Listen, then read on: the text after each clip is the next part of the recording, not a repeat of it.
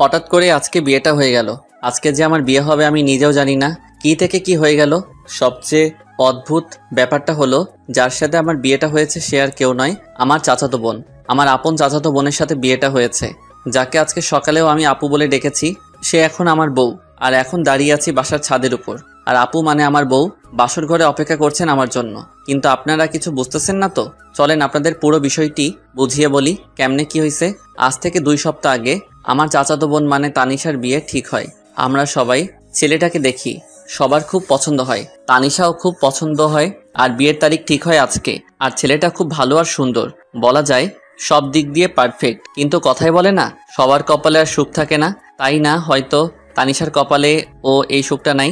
ও হ্যাঁ, আপনাদের আসল বিষয়টা বলি। আজ সকালে কিছু টুকটাক কাজ করছিলাম, চাচাতো বোন বলে কথা। তাছাড়া আপু আমার বড়। আমি অনেক মজা করছিলাম আর কাজ করেছিলাম, কিন্তু হঠাৎ আমার ফোনে আননোন নাম্বার থেকে ফোন আসে। আমি ফোনটা রিসিভ করে বলি, হ্যালো, কে বলছেন? আমি তানভীরের ছোট ভাই বলছি। রনি। তোমাদের আসতে আর কত সময় লাগবে?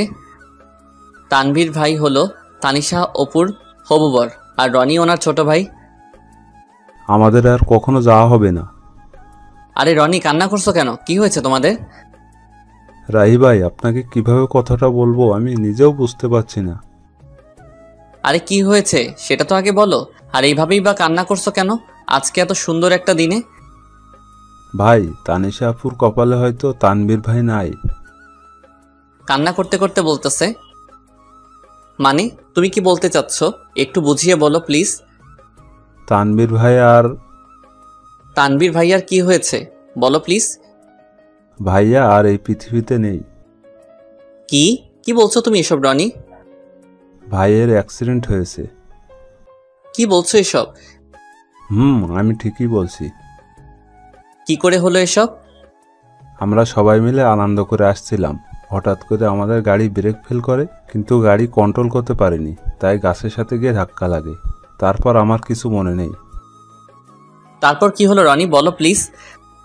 আমার যখন জ্ঞান ফিরে তখন দেখি আমি হাসপাতালে। তানভীর ভাইয়ের কি হলো রনি? জ্ঞান ফেরার পরে শুনতে পেলাম ভাইয়ার মাথায় অনেক জোরে আঘাত লাগে, ফলে ভাইয়া নাকি ওখানেই মারা যায়। বলেই রনি কান্না করতে থাকে। আমি রনির কান্না সহ্য করতে পারছি না, তাই আমি রনিকে বললাম, রনি আমি আসছি, তোমরা কোন হসপিটালে আছো? সিলেট ওসমানী মেডিকেল হাসপাতালে। ওকে, আমি আসতেছি বলেই ফোনটা কেটে দিলাম। যখন আমি হাসপাতালের উদ্দেশ্যে বের হব তখন চাচা বলল, কোথায় যাস এই সময় রাহি? আমি এসে তোমাদের সব বলছি। এদিকে বিয়ে বাড়িতে সবাই চিন্তিত হয়ে পড়েছে, বর এখনো আসতেছে না কেন। চাচাকে আর কিছু বলতে না দিয়ে আমি বাইক নিয়ে চলে আসলাম সিলেট উসমানী মেডিকেল হাসপাতালে। তারপর রনির কেবিনের দিকে হাঁটতে লাগলাম। কেবিনে গিয়ে রনিকে বললাম, কেমন আছো রনি, তুমি ঠিক আছো তো? ভালো না ভাই। কাঁদিস না ভাই। কান্না ছাড়া আর কিছু নেই আমাদের ভাই। শান্ত হও রনি, তোমার আম্মু আব্বু কোথায়? ভাইয়ের লাশের কাছে, পাশের কেবিনে। রনির কান্না দেখে আমার চোখে পানি চলে আসছে। তারপর কিছুক্ষণ কান্না করলাম। তারপর ভাবলাম আমিও যদি কান্না করতে থাকি এদিকে রনি কান্না করা থামাবে না। তাই আমি রনিকে সান্ত্বনা দিয়ে তানভীর ভাইয়ের লাশের কাছে আসলাম। এসে দেখি সবাই কান্না করতেছে। দেখি সবার কান্না দেখে আমি আর শান্ত থাকতে পারলাম না। আমি কাঁদতে লাগলাম। কাঁদতে কাঁদতে বললাম, আন্টি প্লিজ কান্না করবেন না। আর আঙ্কেল আপনি অন্তত কান্না করা থামান। সবাই একসাথে এভাবে কান্না করতে থাকলে তানভীর ভাইয়ের আত্মা অনেক কষ্ট পাবে। কিভাবে কান্না থামায় বলো বাবা, আমাদের তো সব শেষ হয়ে গেল। আঙ্কেল আপনি এভাবে কাঁদতে থাকলে সবাইকে সান্ত্বনা কে দিবে? কিভাবে শান্ত থাকি? তানভীর যে আমার বড় ছেলে, তাকে নিয়ে কত স্বপ্ন বাবা।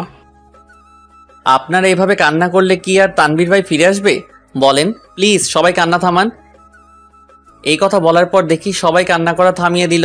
আমি আবার বললাম, আমার মনে হয় এখানে এভাবে কান্না না করে তানভীর ভাইয়ের দাফন সম্পন্ন করা উচিত। তখন পিছন থেকে রনি বলল, হ্যাঁ, ভাইকে কবরের কাজ সম্পূর্ণ করা উচিত। তখন আঙ্কেল বলল, চলো সবাই। আঙ্কেল আমি কি আপনাদের সাথে যেতে পারি? চলো বাবা। তারপর তানভীর ভাইয়াকে বাড়িতে নিয়ে গিয়ে দাফন করার ব্যবস্থা করা হলো। জানাজার নামাজ আদায় করে সবার কাছ থেকে বিদায় নিয়ে বাড়ির উদ্দেশ্যে রওনা দিলাম। ফোন হাতে নিয়ে দেখি চাচা অনেকবার ফোন করেছেন, তাই তাড়াতাড়ি করে বাইক নিয়ে চলে আসলাম। বাড়ি পৌঁছাতে দুপুর পেরিয়ে গেল। বাসার ভিতরে ঢুকতেই চাচা বলল, এতক্ষণ কইছিলি তুই? বলতো রাহি, আর বরপক্ষের কেউ ফোন ধরছে না কেন? দেখলাম চাচার পিছনে সবাই দাঁড়িয়ে আছে, এমনকি তানিশা আপুও। তাই আমি বললাম, তোমরা সবাই শান্ত হও, আমি সব খুলে বলছি। তাড়াতাড়ি বল, কি বলবি? আসলে তানভীর ভাই, কি হয়েছে? আর কান্না করছিস কেন তুই? আসলে তানভীর ভাই আর আমাদের মাঝে নেই। উনি দুনিয়ার মায়া ত্যাগ করে পরপারে চলে গেছেন। তারপর আমি সবকিছু খুলে বললাম। এসব শুনে তানিশা আপু রুমের দিকে দৌড়ে গেলেন। বুঝতে পারলাম কিছু একটা হবে। আমিও পিছনে দৌড়ে গেলাম। যেই ভাবা সেই কাজ, যা ভাবছিলাম তাই হলো। জানালা দিয়ে দেখলাম তানিশা আপু সুইসাইড করতে যাচ্ছে। তানিশা আপু গলায় ফাঁস দেওয়ার চেষ্টা করছে। এখন কি করব বুঝতে পারছিলাম না। সবাই দরজার ধাক্কাধাক্কি করতেছে। এখন কিছু একটা তাড়াতাড়ি করতে হবে, যেভাবে হোক দরজা ভাঙতে হবে। দরজার পাশে গিয়ে সবাইকে বললাম জোরে জোরে লাথি মারার জন্য। আমার কথায় সবাই দরজায় লাথি মারতে থাকে। 5-6টা মারার পর দরজা ভাঙতে সক্ষম হলাম। ভিতরে গিয়ে আপুকে নামিয়ে দিয়ে ঠাস করে গালে বসিয়ে দিলাম। আপু হয়তো এটা কখনো ভাবতে পারিনি আমি আপুকে থাপ্পড় মারবো। আপু থাপ্পড় খেয়ে আমার গায়ে হেলান দিয়ে জ্ঞান হারালো। থাপ্পড়টা মেবি অনেক জোরে লেগেছে, তাই হয়তো জ্ঞান হারিয়েছে। আমি আপুকে নিয়ে নিচে নামালাম। সবাই আমার দিকে হা করে তাকিয়ে আছে। তারপর আপুর জ্ঞান ফেরার জন্য অনেক চেষ্টা করলাম। আম্মুকে বললাম একটু পানি নিয়ে আসো। আম্মু পানি এনে আপুর চোখে দিলেন। সাথে সাথে আপুর জ্ঞান ফিরে। তখন আমি বললাম, এটা কি আপু, নিজের জীবন এভাবে নষ্ট করে দিতে গেলি?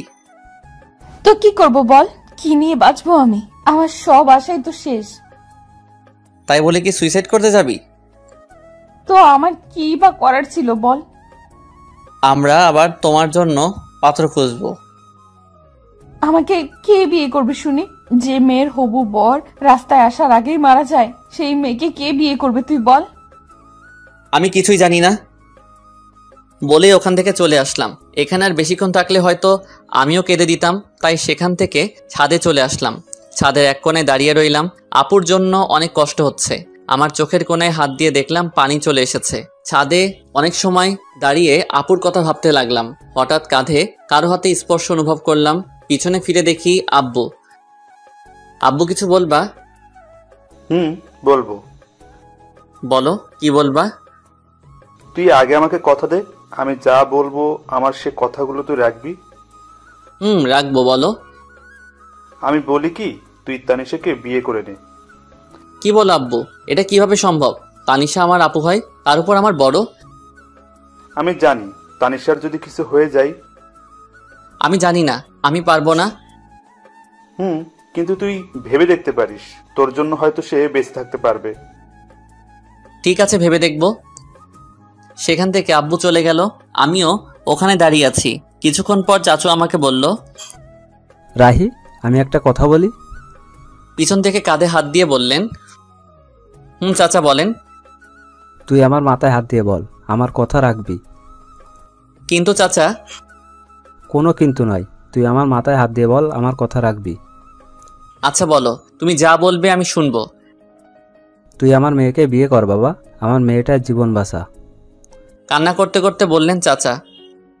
কিন্তু চাচা, তানিশা আপু লাগে, তার উপর আমার বড় হয়। কোনো কিন্তু নয়, আর তানিশা তোর মাত্র 2 বছরে বড়। প্লিজ বাবা, তুই আমার মেয়েকে বিয়ে করে ওর জীবনটা বাঁচা। বল বাবা, বিয়ে করবি? কাঁদতে শুরু করলেন চাচা। ঠিক আছে চাচা, আমি বিয়েতে রাজি আছি। আর এইভাবেই আমার আর তানিশা আপুর বিয়েটা সম্পন্ন হলো। এতক্ষণ যা বললাম সব বিয়ের আগের ঘটনা। দেখছেন কখন থেকে আপনাদের সাথে বক বক করেই যাচ্ছি। আপনাদের আমার পরিচয়টাই দেওয়া হলো না। আমার নাম ফয়সাল আহমেদ রাহি, বাবা মায়ের একমাত্র ছেলে। আর আমার ছোট একটা দুষ্টু মিষ্টির বোন আছে। আর মনে হয় আপনাদের কিছু বলার দরকার নেই, কারণ গল্প পড়লে সব জানতে পারবেন। এখন আর বক বক না করে গল্প ফিরা যাক। কি বলেন আপনারা? আমি ছাদে দাঁড়িয়ে এগুলো ভাবছিলাম। কখন যে চোখে পানি চলে এসেছে নিজেও জানি না। চোখ মুছতেছি, তখন কেউ কাঁধে হাত রাখলো। পিছন তাকিয়ে দেখি আব্বু। আব্বু ওই সময় এখানে? এখনো ঘুমাওনি কেন? পৃথিবীর একমাত্র খারাপ বাবা হয়তো আমি।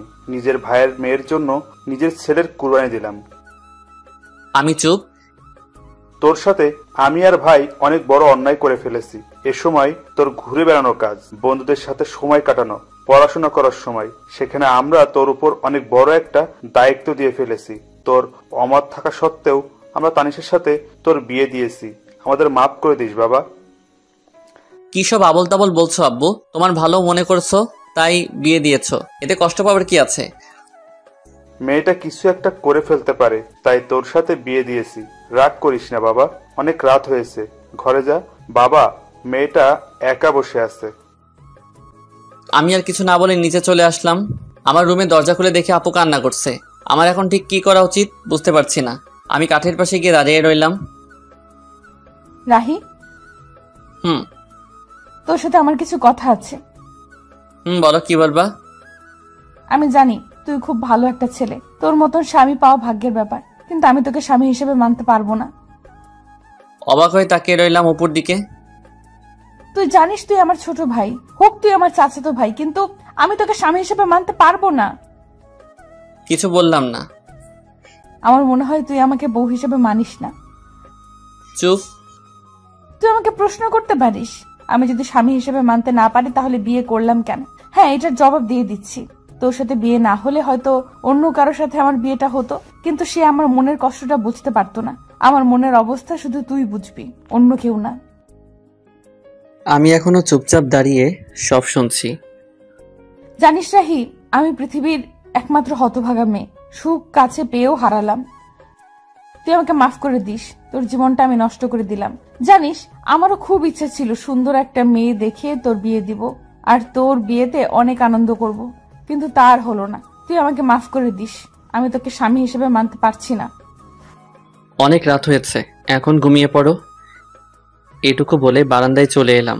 এমন কিছু আমার জীবনে হবে আমি কখনো কল্পনাও করতে পারিনি। কিন্তু আমি ভেবেছিলাম আমার সাথে বিয়ে হলে কোনো আফসোস থাকবে না, সবকিছু গুছিয়ে নিতে সমস্যা হবে না। কিন্তু কি ভাবলাম আর কি হলো। আসলে সবার কপালে সুখ থাকে না, আমার কপালেও হয়তো নেই। আজ নিজের উপর খুব রাগ হচ্ছে, কিন্তু কি আর করব। ঘর থেকে বের হয়ে ছাদে চলে এলাম আর নিজে নিজে বলতে লাগলাম, তানভীর ভাই, কেন তুমি চলে গেলে? তোমার জন্য আপু কান্না করছে, হয়তো তোমাকে এই কয়দিনে তোমাকে ভালোবেসে ফেলছে।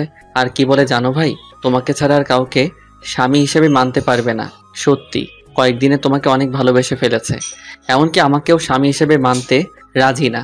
সত্যি ভাই, তুমি অনেক ভাগ্যবান ছিলে, আপুর মতো বউ পেতে যাচ্ছিলে। কথায় বলে না, সবার কপালে সুখ থাকে না, তেমনি তোমার কপালেও নেই, আমার কপালেও নেই। হায় রে কপাল আমাদের। এসব ভাবতে ভাবতে চোখের কোণায় আবারও হাত দিয়ে দেখি পানি। চোখে পানি মুছে পকেটে থাকা ফোনটা হাতে নিয়ে দেখি 2:45 বাজে। তাই আর ছাদে দাঁড়িয়ে না থেকে রুমে চলে এলাম। রুমে এসে দেখি এখনো আপু নাক টেনে টেনে কান্না করছে। কি ব্যাপার আপু, তুমি এখনো ঘুমাওনি? কোথায় গিয়েছিলি? একটু ছাদে গিয়েছিলাম, রাত অনেক হয়েছে, ঘুমিয়ে পড়ো। তুই কোথায় ঘুমাবি? সেটা আপনার না জানলেও চলবে, তুমি উপরে ঘুমিয়ে পড়ো, আমি ফ্লোরে শুয়ে পড়ছি। তারপর আর কিছু না বলে নিচে চাদর বিছিয়ে ঘুমিয়ে পড়লাম। মাঝরাতে হঠাৎ কারো কান্নার শব্দে ঘুমটা ভেঙে গেল। তাকিয়ে দেখি আপু এখনো কান্না করছে। আর আমি বললাম, হ্যাঁ আপু, তোমার সমস্যাটা কি?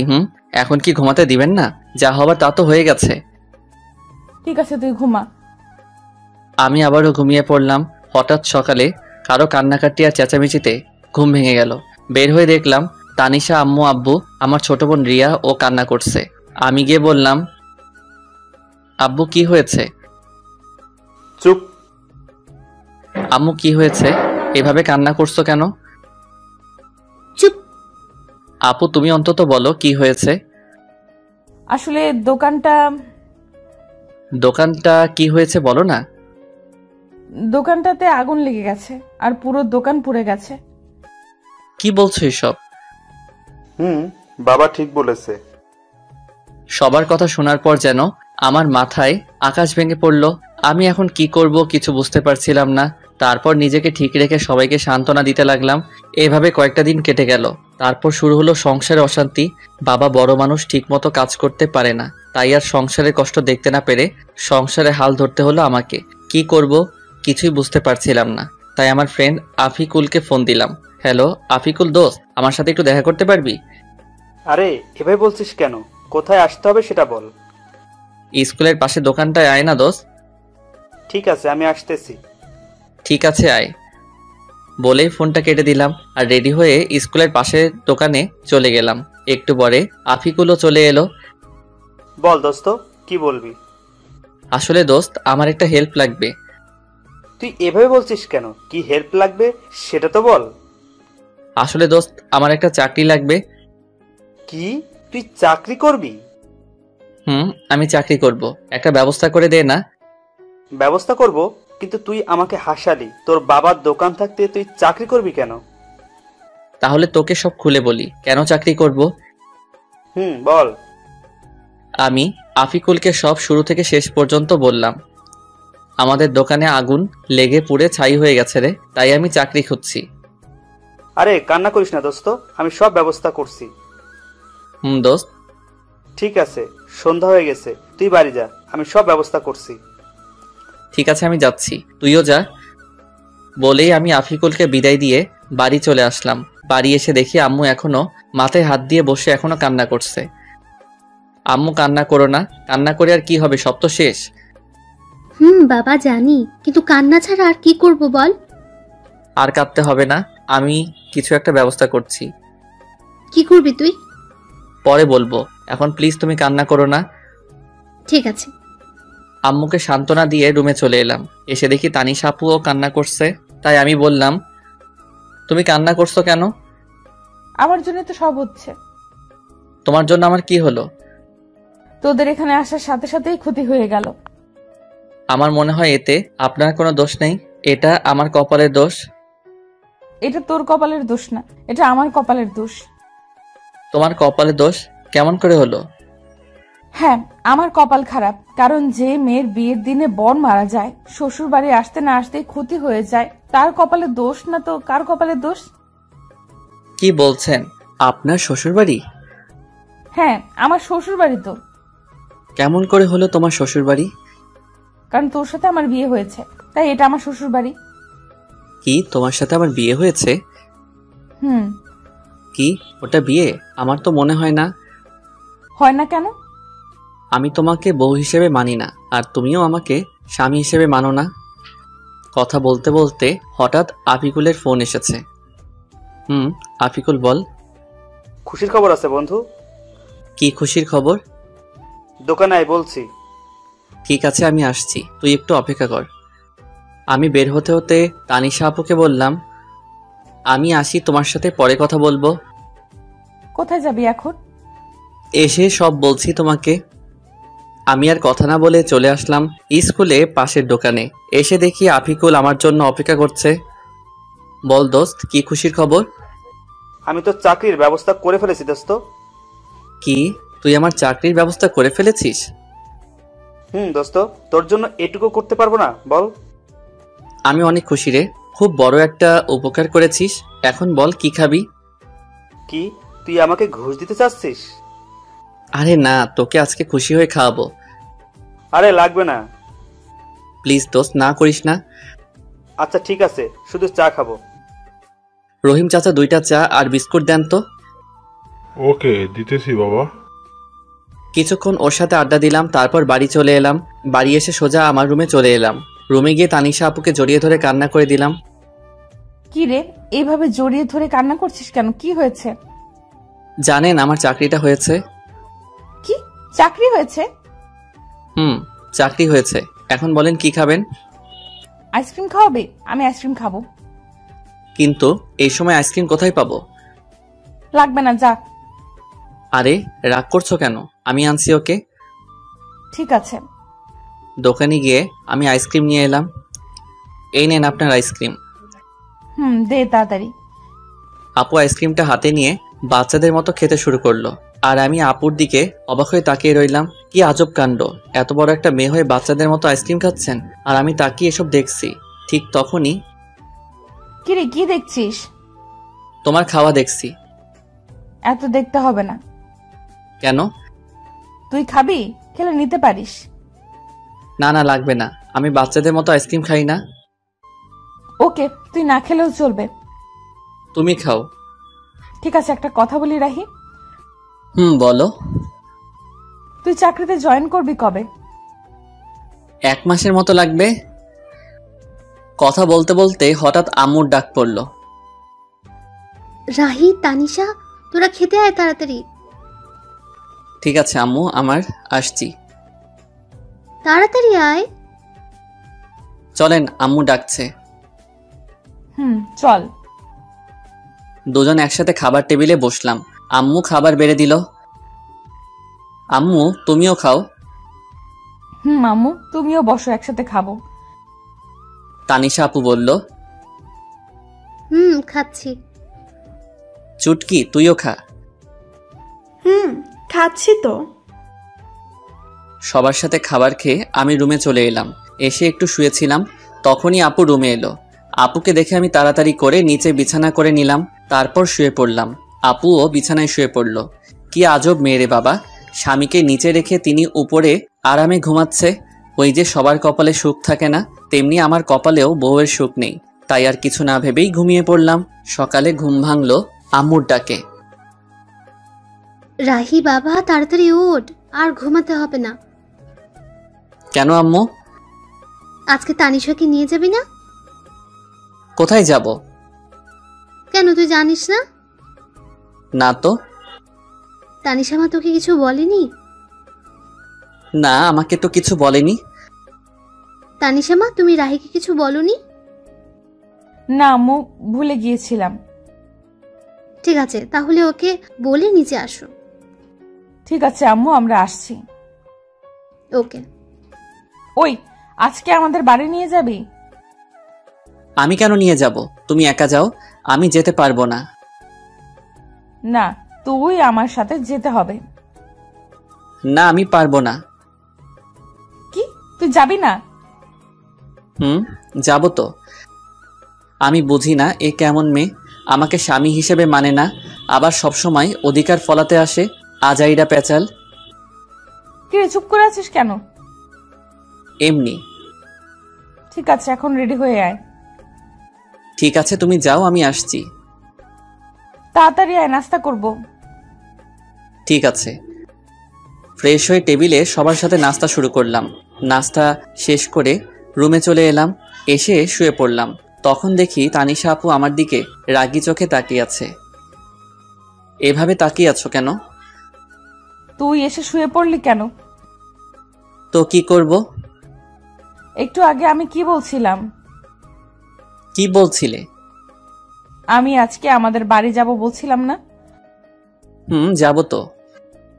তাহলে এইভাবে শুয়ে পড়লি কেন? এমনি। তুমি রেডি হও। ঠিক আছে, তুইও রেডি হয়ে নে। কথা বলতে বলতে হঠাৎ শুনতে পেলাম আমার চাচা চাচি মানে শ্বশুর শাশুড়ি আমাদেরকে নিতে এসেছেন। তাই আমি তাড়াতাড়ি করে রেডি হয়ে চাচা চাচির কাছে চলে এলাম। আমি তাদেরকে সালাম দিলাম। আসসালামু আলাইকুম চাচা চাচি, কেমন আছেন? ওয়ালাইকুম সালাম। বাবা ভালো, তুমি? আলহামদুলিল্লাহ চাচি, আপনি? আলহামদুলিল্লাহ ভালো, কিন্তু তুমি আমাকে চাচি না, আম্মু ডাকবা। তুমি আমার ছেলের মতো। ঠিক আছে আম্মু, বলবো। মনে যেন থাকে। ঠিক আছে, আমি একটু আসছি আম্মু। ঠিক আছে বাবা, যাও। এরপর এখানে থেকে রুমে চলে এলাম। এসে তো আমি অবাক। আমি কোনো রকম হাসি আটকে রেখে বললাম, তুমি এটা কি পরেছ? কেন, শাড়ি পরেছি। হাসতেছিস কেন? তোমার এটা শাড়ি পরা হয়েছে নাকি? হয়নি। একদম হয়নি। একদম এভাবে হাসবি না, আমি শাড়ি পরতে পারি না। আচ্ছা ঠিক আছে, আমি পরিয়ে দেই। তুই পারলে পরিয়ে দে। দিচ্ছি। আমি আপুকে শাড়ি পরিয়ে দেওয়া শুরু করলাম। শাড়ি পরিয়ে দিতে দিতে শাড়ি যখন আপুর পেটে গুজে দিব, তখন দেখি আপু চোখ বুজে শরীর বেঁকিয়ে কাঁপতে শুরু করছেন। তাই তাড়াতাড়ি করে শাড়ি পরিয়ে দিলাম। শাড়ি পরিয়ে দিয়ে বললাম, আচ্ছা এবার চোখটা খুলুন। আর এইভাবে কাঁপছেন কেন? না মানে এমনি। বলি লজ্জা পেয়ে তাড়াতাড়ি করে রুম ত্যাগ করলো। আর আমি বিছানায় শুয়ে হাসতে লাগলাম। কিছুক্ষণ পর দেখি আপু আবার আসছে। একটা কথা বলি। বলেন। বাইরের কেউ যেন বুঝতে না পারে তুই আমাকে বউ হিসেবে মানিস না, আর আমি স্বামী হিসেবে মানি না। ঠিক আছে, কেউ বুঝতে পারবে না। এবার চল, আম্মু ডাকছে। চলেন। শ্বশুরবাড়ি মধুর হাড়ি, যে খেয়েছে সে বুঝেছে কেমন তাদের খাতিরদারি। অতঃপর শ্বশুরবাড়ির উদ্দেশ্যে সবাই রওনা হলাম। আমাদের বাড়ি থেকে শ্বশুরবাড়ি, সরি, এখনো তো হয়নি, কারণ আপু আমাকে স্বামী হিসেবে মানেন না। যাই হোক, চাচাদের বাড়ি যেতে ৪৫ মিনিটের মতো লাগে। এসব ভাবতে ভাবতে কখন যে শ্বশুরবাড়ি পৌঁছে গেলাম, মানে চাচাদের বাড়ি। বারবার শুধু শ্বশুরবাড়ি মনে হয়। গাড়ি থেকে নামতে যাব, তখন দেখি অনেকগুলো মেয়ে এসে দুলাভাই বলে চিল্লাচিল্লি করছে। নামার সাথে সাথেই আমাকে ঘিরে ধরলো। তখন একটা বলে উঠল, তানিশার জামাই তো অনেক কিউট, আমি তো দেখেই প্রেমে পড়ে গেছি। সবার প্রশংসা শুনে খুবই ভালো লাগছিল। তখনই হুট করে আপু আমার হাত শক্ত করে ধরেছে। দেখ দোস্ত, আমাদের তানিশা 2 দিনে জামাই পাগল হয়ে গেছে। তানিশা আমার হাত ধরে ভিতরে নিয়ে এলো, তারপর সোজা আপুর রুমে নিয়ে গেল আর রাগে লুচির মতো ফুলতে লাগলো। তখন বলে উঠল, আপু, ওখানে অনেক আনন্দ পাচ্ছিলি তাই না? তা তো একটু শালি বলে কথা। ওদের সাথে আর কথা বলতে দেখলে পা ভেঙে দিব। যা এখন ফ্রেশ হয়ে আয়। ঠিক আছে। আমি ফ্রেশ হতে চলে গেলাম। ফ্রেশ হয়ে গিয়ে সোফায় বসে পড়লাম। তখনই সব শালি আমাকে ঘিরে বসে পড়ল আর একে একে সবাই পরিচয় দিতে থাকে। সবার সাথে কথা বলছিলাম, তখনই আপু সবাইকে সরিয়ে আমার পাশে বসে পড়ল। এটা দেখে সবাই তো অবাক, তার থেকে বেশি অবাক তো আমি হয়েছি। আপু আমার হাত শক্ত করে ধরে সবার সাথে কথা বলতে থাকে। কি আজব রে ভাই, স্বামী হিসেবে মানতে তো রাজি না, তার উপর এমন অবস্থা। যাই হোক, সবার সাথে আড্ডা দিতে দিতে অনেক রাত হয়ে যায়। তারপর খাওয়া দাওয়া শেষ করে আপুর রুমে এসে চাদর বিছিয়ে নিচে শুয়ে পড়লাম। তখনই আপু বলে উঠল, রাহে, তোকে নিচে শুতে হবে না। কেন? আমি নিচে ঘুমাই, তুই উপরে ঘুমা। লাগবে না, আমি নিচে ঘুমাতে পারবো। তোকে যা বলছি তাই কর, বেশি কথা বলিস কেন? আচ্ছা ঠিক আছে। আমি আর কথা না বাড়িয়ে উপরে শুয়ে পড়লাম। সকালে কানের কাছে নিঃশ্বাসের শব্দ আসতেছে। চোখ খুলে তো আমি অবাক, কত সুন্দর করে আপু আমাকে জড়িয়ে ধরেছে আর আমার ঠোঁটের একেবারে কাছে আপুর ঠোঁট। এসব দেখে আমি আর নিজেকে কন্ট্রোল করতে পারছিলাম না, তাই আপুর ঠোঁট আমার ঠোঁট এক করে দিলাম। কিছুক্ষণ পর আপু চমকে ওঠে। তারপর আপু আমাকে ছাড়িয়ে নিয়ে বলল, সরি, আসলে রাতে বৃষ্টির সময় ভয় করছিল, তাই এসে শুয়েছিলাম। একথা বলে আপু লজ্জা পেয়ে ফ্রেশ হতে চলে গেল। আর আমি ভাবতে লাগলাম, কি মেয়েকে আল্লাহ আমার কপালে দিয়েছে। তখনই আপু বাথরুমে থেকে ফ্রেশ হয়ে বের হয়েছে। আমি শুয়ে দেখছি আপু ফ্রেশ হয়ে ড্রেসিং টেবিলের সামনে চুল ঠিক করছে। আমি শুধু আপুকে দেখছি। আসলে যত দেখছি ততই আপুর প্রতি কেমন একটা ফিলিংস হচ্ছে। আপুর প্রতি ফিলিংস হচ্ছে হোক, আপু আমাকে স্বামী না মানা লোক। আসলে আপুকে এই মুহূর্তে যেই ছেলে দেখতো পুরাই পাগল হয়ে যেত, এত সুন্দর লাগছে আপুকে। ঠিক তখনই আপু আমার দিকে এগিয়ে আসছে আর আমি ঘুমের ভান ধরে শুয়ে আছি। কি আর কত ঘুমাবি, ওঠ। চুপ করে রইলাম। কিরে, শুনতে পাচ্ছিস না? কি বলো? ফ্রেশ হয়ে আয়, নাস্তা করতে হবে, যা। যাচ্ছি, তুমি যাও। আমি বসে আছি, তুই ফ্রেশ হয়ে আয়। ফ্রেশ হয়ে এসে দেখি আপু এখনো বসে আছে। তখন আমি বললাম, চলেন। চল। রুমে থেকে বের হব, তখনই আপু আমাকে শক্ত করে হাত চেপে ধরে নিয়ে গেল। আমি কিছু বুঝলাম না। এসব দেখে সবাই আমাদের দিকে হা করে তাকিয়ে আছে, মনে হয় আমরা এলিয়েন। সবার কাছে যেতেই দেখি সবাই মুচকি মুচকি হাসছে। এসব দেখে আমার খুব লজ্জা লাগতে শুরু করলো আর নিজেকে জোকার মনে হচ্ছে, কিন্তু কি আর করার। মাথা নিচু করে টেবিলে বসে পড়লাম। তারপর শুরু হলো জামাই আদর। জীবনে প্রথম জামাই আদর পাচ্ছি। সবাই ওঠার পর ওঠা খাওয়াচ্ছে আর আমি বলির পাঠার মতো খেয়ে যাচ্ছি। কোনো রকম জামাই আদর খেয়ে রুমে চলে এলাম। এসে শুয়ে পড়লাম, শরীর আর নড়াতে পারছি না। আপনাদের একটা কথা বলি, সবাই বিয়ের পর শ্বশুর বাড়ি যদি যান তাহলে তার 1 মাস আগে থেকে খাওয়া দাওয়া বন্ধ করে যাবেন, তা না হলে আমার মতো অবস্থা হবে। এবার বলতে পারেন, যদি 1 মাস আগে থেকে খাওয়া দাওয়া বন্ধ করে দেই তাহলে আমরা তো মরে যাব। এইটার উত্তর খুব সোজা, খিদা যখন লাগবে তখন অল্প খেয়ে নেবেন। এবার প্রশ্ন আসতে পারে, তাহলে আমার বিয়ে আমি খাবো না? উত্তর খুব সোজা, না খেয়ে রোজা রাখবেন। যাই হোক, সাবধানে শ্বশুর বাড়ি যাবেন। তখন আপু রুমে আসলো, এসে আমাকে বলতে লাগলো, কিরে, জামাই আদর কেমন হলো? হার জামাই আদর তুমি আমাকে স্বামী হিসেবে মানো না, তাহলে এটা জামাই আদর কিভাবে হলো? বেশি কথা বলিস কেন? কোথায় বেশি কথা বললাম? কথা শেষ না হতেই আপু চলে গেল। তখন রুমে শালিকাদের আগমন। দুলাভাই কি করেন? ওই তো দেখতে পাচ্ছ কি করছি। দেখছি। আচ্ছা দুলাভাই, আপনি নাকি গল্প লিখেন? কে বলছে? দেখলাম, এবার একটা গল্প শোনাতে হবে। বলেই সবাই চিল্লাচিল্লি শুরু করলো। কি আর করার, এখন তো শোনাতে হবে। আচ্ছা, তোমাদের একটা কবিতা শোনাই। বলেন। কবিতার নাম শালা আমি তো অবাক। নিশি রাতে জেগে দেখি গাছের ডালে কাক, শালা আমি তো অবাক। চোর ঢুকেছে ঘরের ভেতর, দরজা ছিল ফাঁক, শালা আমি তো অবাক। মোবাইল নিল, টিভি নিল, রিমোট না হয় থাক, শালা আমি তো অবাক। পাচ্ছে যা নিচ্ছে ভরে, দুই হাতেরই মুঠোয় করে, চোরটা তো আচ্ছা খারাপ, শালা আমি তো অবাক।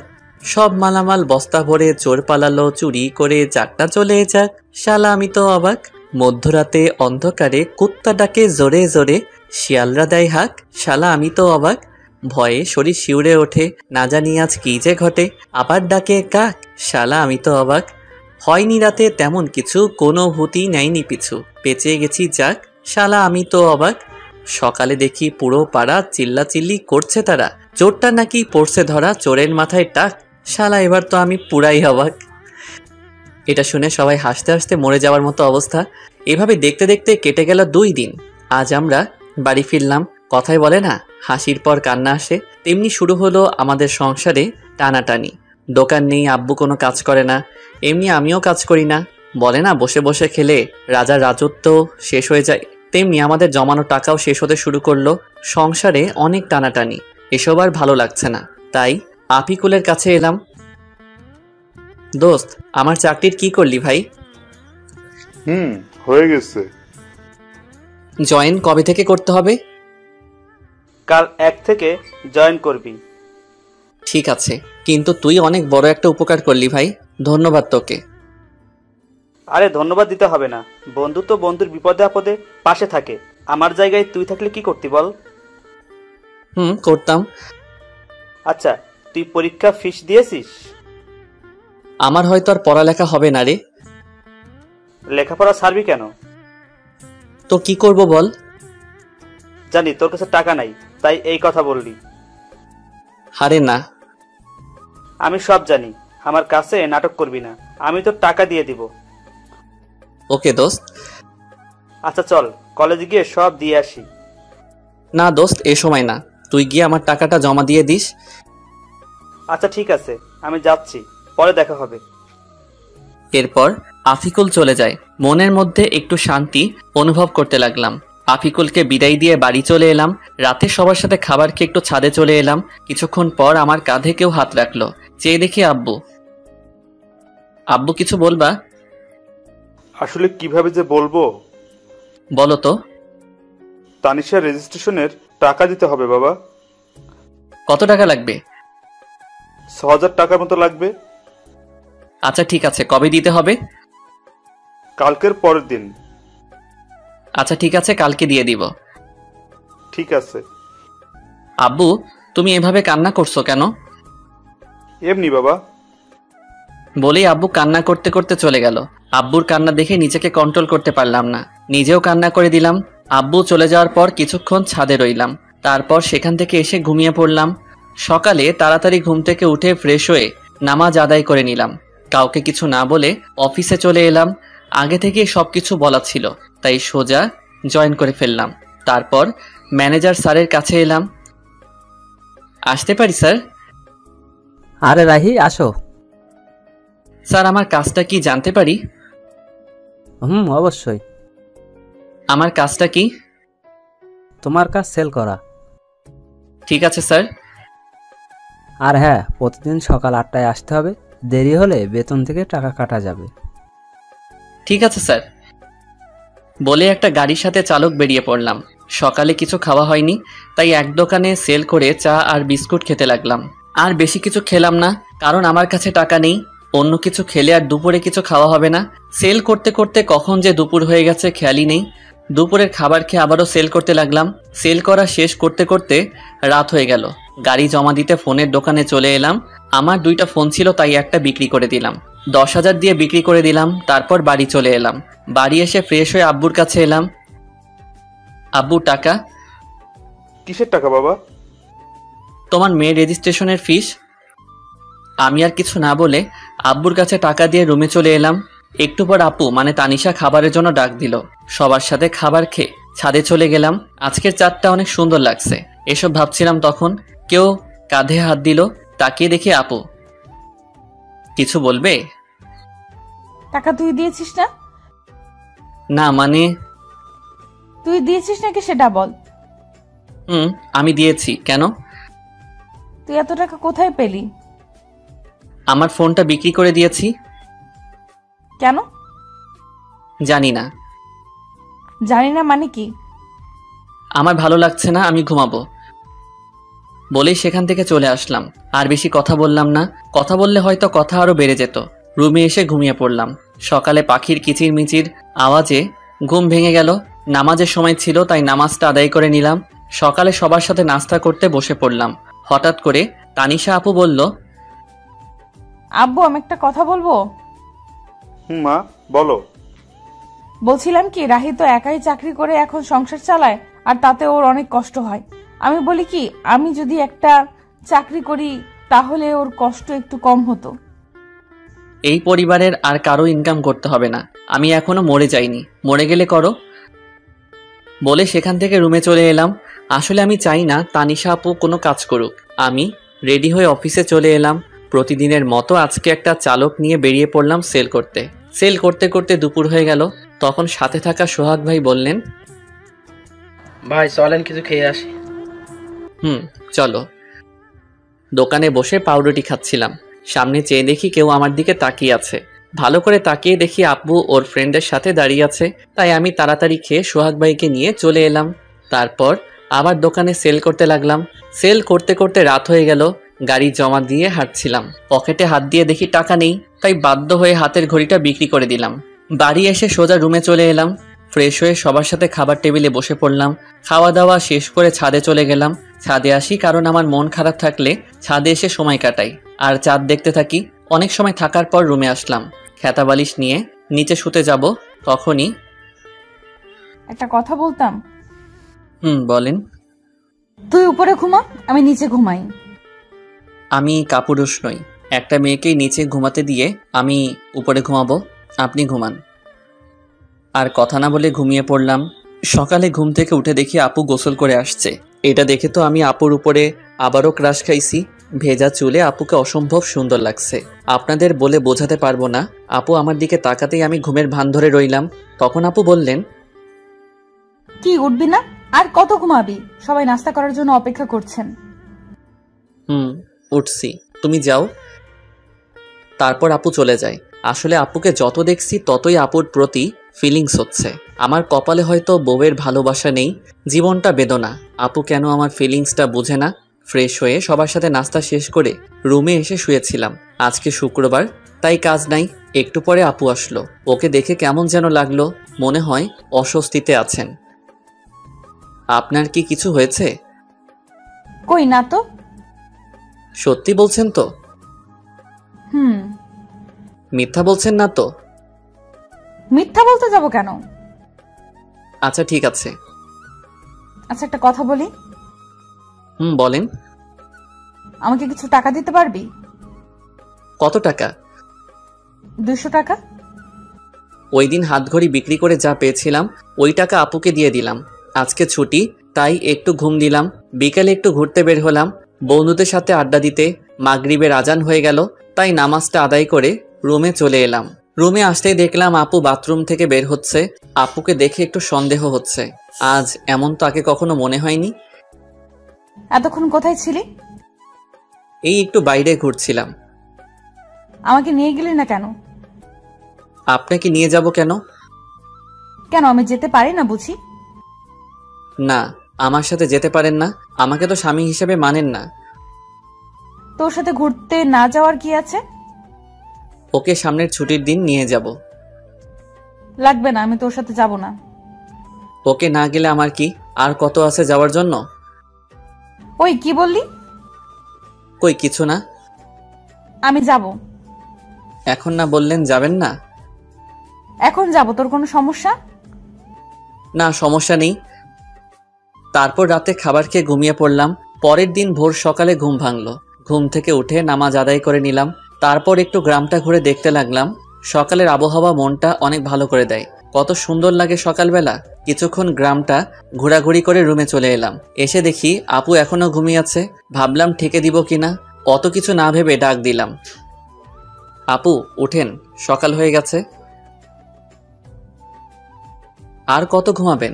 ওই আপু উঠবেন না? কি হয়েছে আম্মু, এত সকাল সকাল ডাকছো কেন? হেদি কয় কি আমি নাকি তার আম্মু? আরে আমি রাহি। ও তুই? কখন থেকে ডাকছি, উঠছেনই তো না। সরি। বলেই আপু ফ্রেশ হতে চলে গেল। সকালে নাস্তা করে কাজে চলে এলাম। দোকানে সেল দিতে দিতে এক জায়গায় দাঁড়িয়ে গেলাম। আপুর মতো কাউকে দেখতে পাচ্ছি। একটু কাছে গিয়ে দেখি আসলেই ওটা আপু। কিন্তু আপু এই জায়গায় কি করে? দেখলাম একটা ফার্মেসিতে ঢুকলো, সাথে চুটকি। তারপর কিছু একটা কিনে চলে গেল। আমি বুঝতে পারছি কি নিয়ে গেছে আপু। ভাবছি এখন গিয়ে জিজ্ঞেস করব কিনা। আপু সেখান থেকে চলে গেল। আমিও সেল দিতে চলে এলাম। রাতে খাবার খেয়ে রুমে আসলাম আর আপুর জন্য অপেক্ষা করতে লাগলাম। কিছুক্ষণ পর দেখি আপু রুমে আসলো। চোখ মুখ কেমন যেন হয়ে গেছে। নিজেকে একটু সাহসী বানিয়ে বললাম, আপনার সাথে কিছু কথা ছিল। বল। আপনি আজ 11টার সময় কোথায় ছিলেন? আমার কথায় কিছুটা ভয় পেয়ে গেল আপু। বান্ধবীদের সাথে কেন? না এমনি। আপনি ঠিক আছেন তো? ঠিকই তো আছি। না আপনি ঠিক নেই। আমার কাছ থেকে কিছু কি লুকাতে চাচ্ছেন? কি লুকাবো আমি? তুই কিসের কথা বলছিস? এইটার কথা বলছি, প্যাকেটটা সামনে ধরে। আসলে আপনারা হয়তো বুঝতে পারছেন না কিসের প্যাকেটের কথা বলছি। ওইটা প্যাড ছিল। অনেকে হয়তো এখন বুঝতে পারছেন। এসব বলায় আপু কিছুটা লজ্জা পেয়ে যায়। লুকানো কি আছে এসব? জানি আপনি আমাকে স্বামী হিসেবে মানেন না, কিন্তু নিজের সমস্যার কথা তো বলতে পারেন না। এখন আমাকে বিশ্বাস করে উঠতে পারেননি? না তেমন কিছু না, আসলে বলতে লজ্জা লাগছিল। লজ্জার কি আছে এতে শুনি? কবে থেকে শুরু হয়েছে? 2 দিন হলো। ওকে তুমি এখানে বসো, আমি আসছি। আপুর জন্য গরম পানি করে নিয়ে আসলাম। কি ওগুলো? আপনার জন্য গরম পানি নিয়ে এসেছি। তুই এত কষ্ট করতে গেলি কেন? আমি করে নিতাম। তা তো জানি। কত ব্যথা সহ্য করে হাসি মুখে কথা বলছেন। আপনার আর কয়েকদিন কিছু করতে হবে না, রেস্ট নিন। তুই এত ভালো কেন?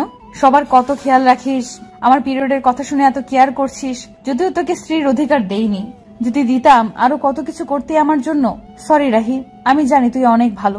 তোর মতো স্বামী সবার কপালে জোটে না, কিন্তু আমি কেন যে তোকে মেনে নিতে পারছি না। কি ভাবছেন? কিছু না, তুই ঘুমিয়ে পড়। না যদি আপনার কিছু লাগে। লাগবে না, দরকার হলে তোকে ডাক দিব। ওকে। তারপর আমি ঘুমিয়ে পড়লাম। পরের দিন আর কাজে যাইনি। আপুর শরীরটা খারাপ হয়ে পড়ছিল, তাই সারাদিন আপুর পাশে ছিলাম। যখন যেটা লাগে সব করলাম। ইস, যদি আমাকে স্বামী হিসেবে মেনে নিত তাহলে এই মুহূর্ত আরো কত সুন্দর হতো। আমার কপালটাই খারাপ। আচ্ছা ও কি বুঝে না আমি ওকে কতটা ভালোবেসে ফেলেছি? এক মুহূর্ত ভালো লাগে না আপুকে ছাড়া। রাতে আবার আপুর জন্য গরম পানি করলাম। তারপর ওষুধ খাইয়ে দিয়ে ঘুম পাড়িয়ে দিলাম। আমিও ঘুমাতে আসলাম। রাহি, বলেন। তোকে একটা কথা বলার ছিল। কি? আমি প্রথম দিন তোকে একটা কথা বলেছিলাম, আমি তোকে স্বামী হিসেবে মানতে পারবো না। কিন্তু এতদিন তোকে কাছে থেকে দেখেছি, তোর কেয়ার গুলো দেখে সত্যি আমি তোকে অনেক ভালোবেসে ফেলেছি। প্লিজ তুই আমাকে তোর স্ত্রী হিসেবে গ্রহণ কর।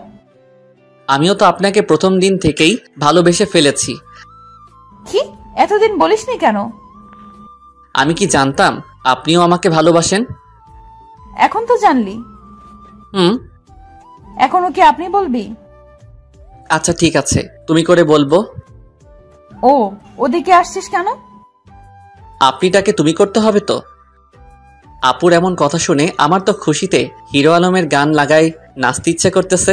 মনে সাহস নিয়ে আপুর ঠোঁটের কাছে আমার ঠোঁট এক করতে যাব, ঠিক তখনই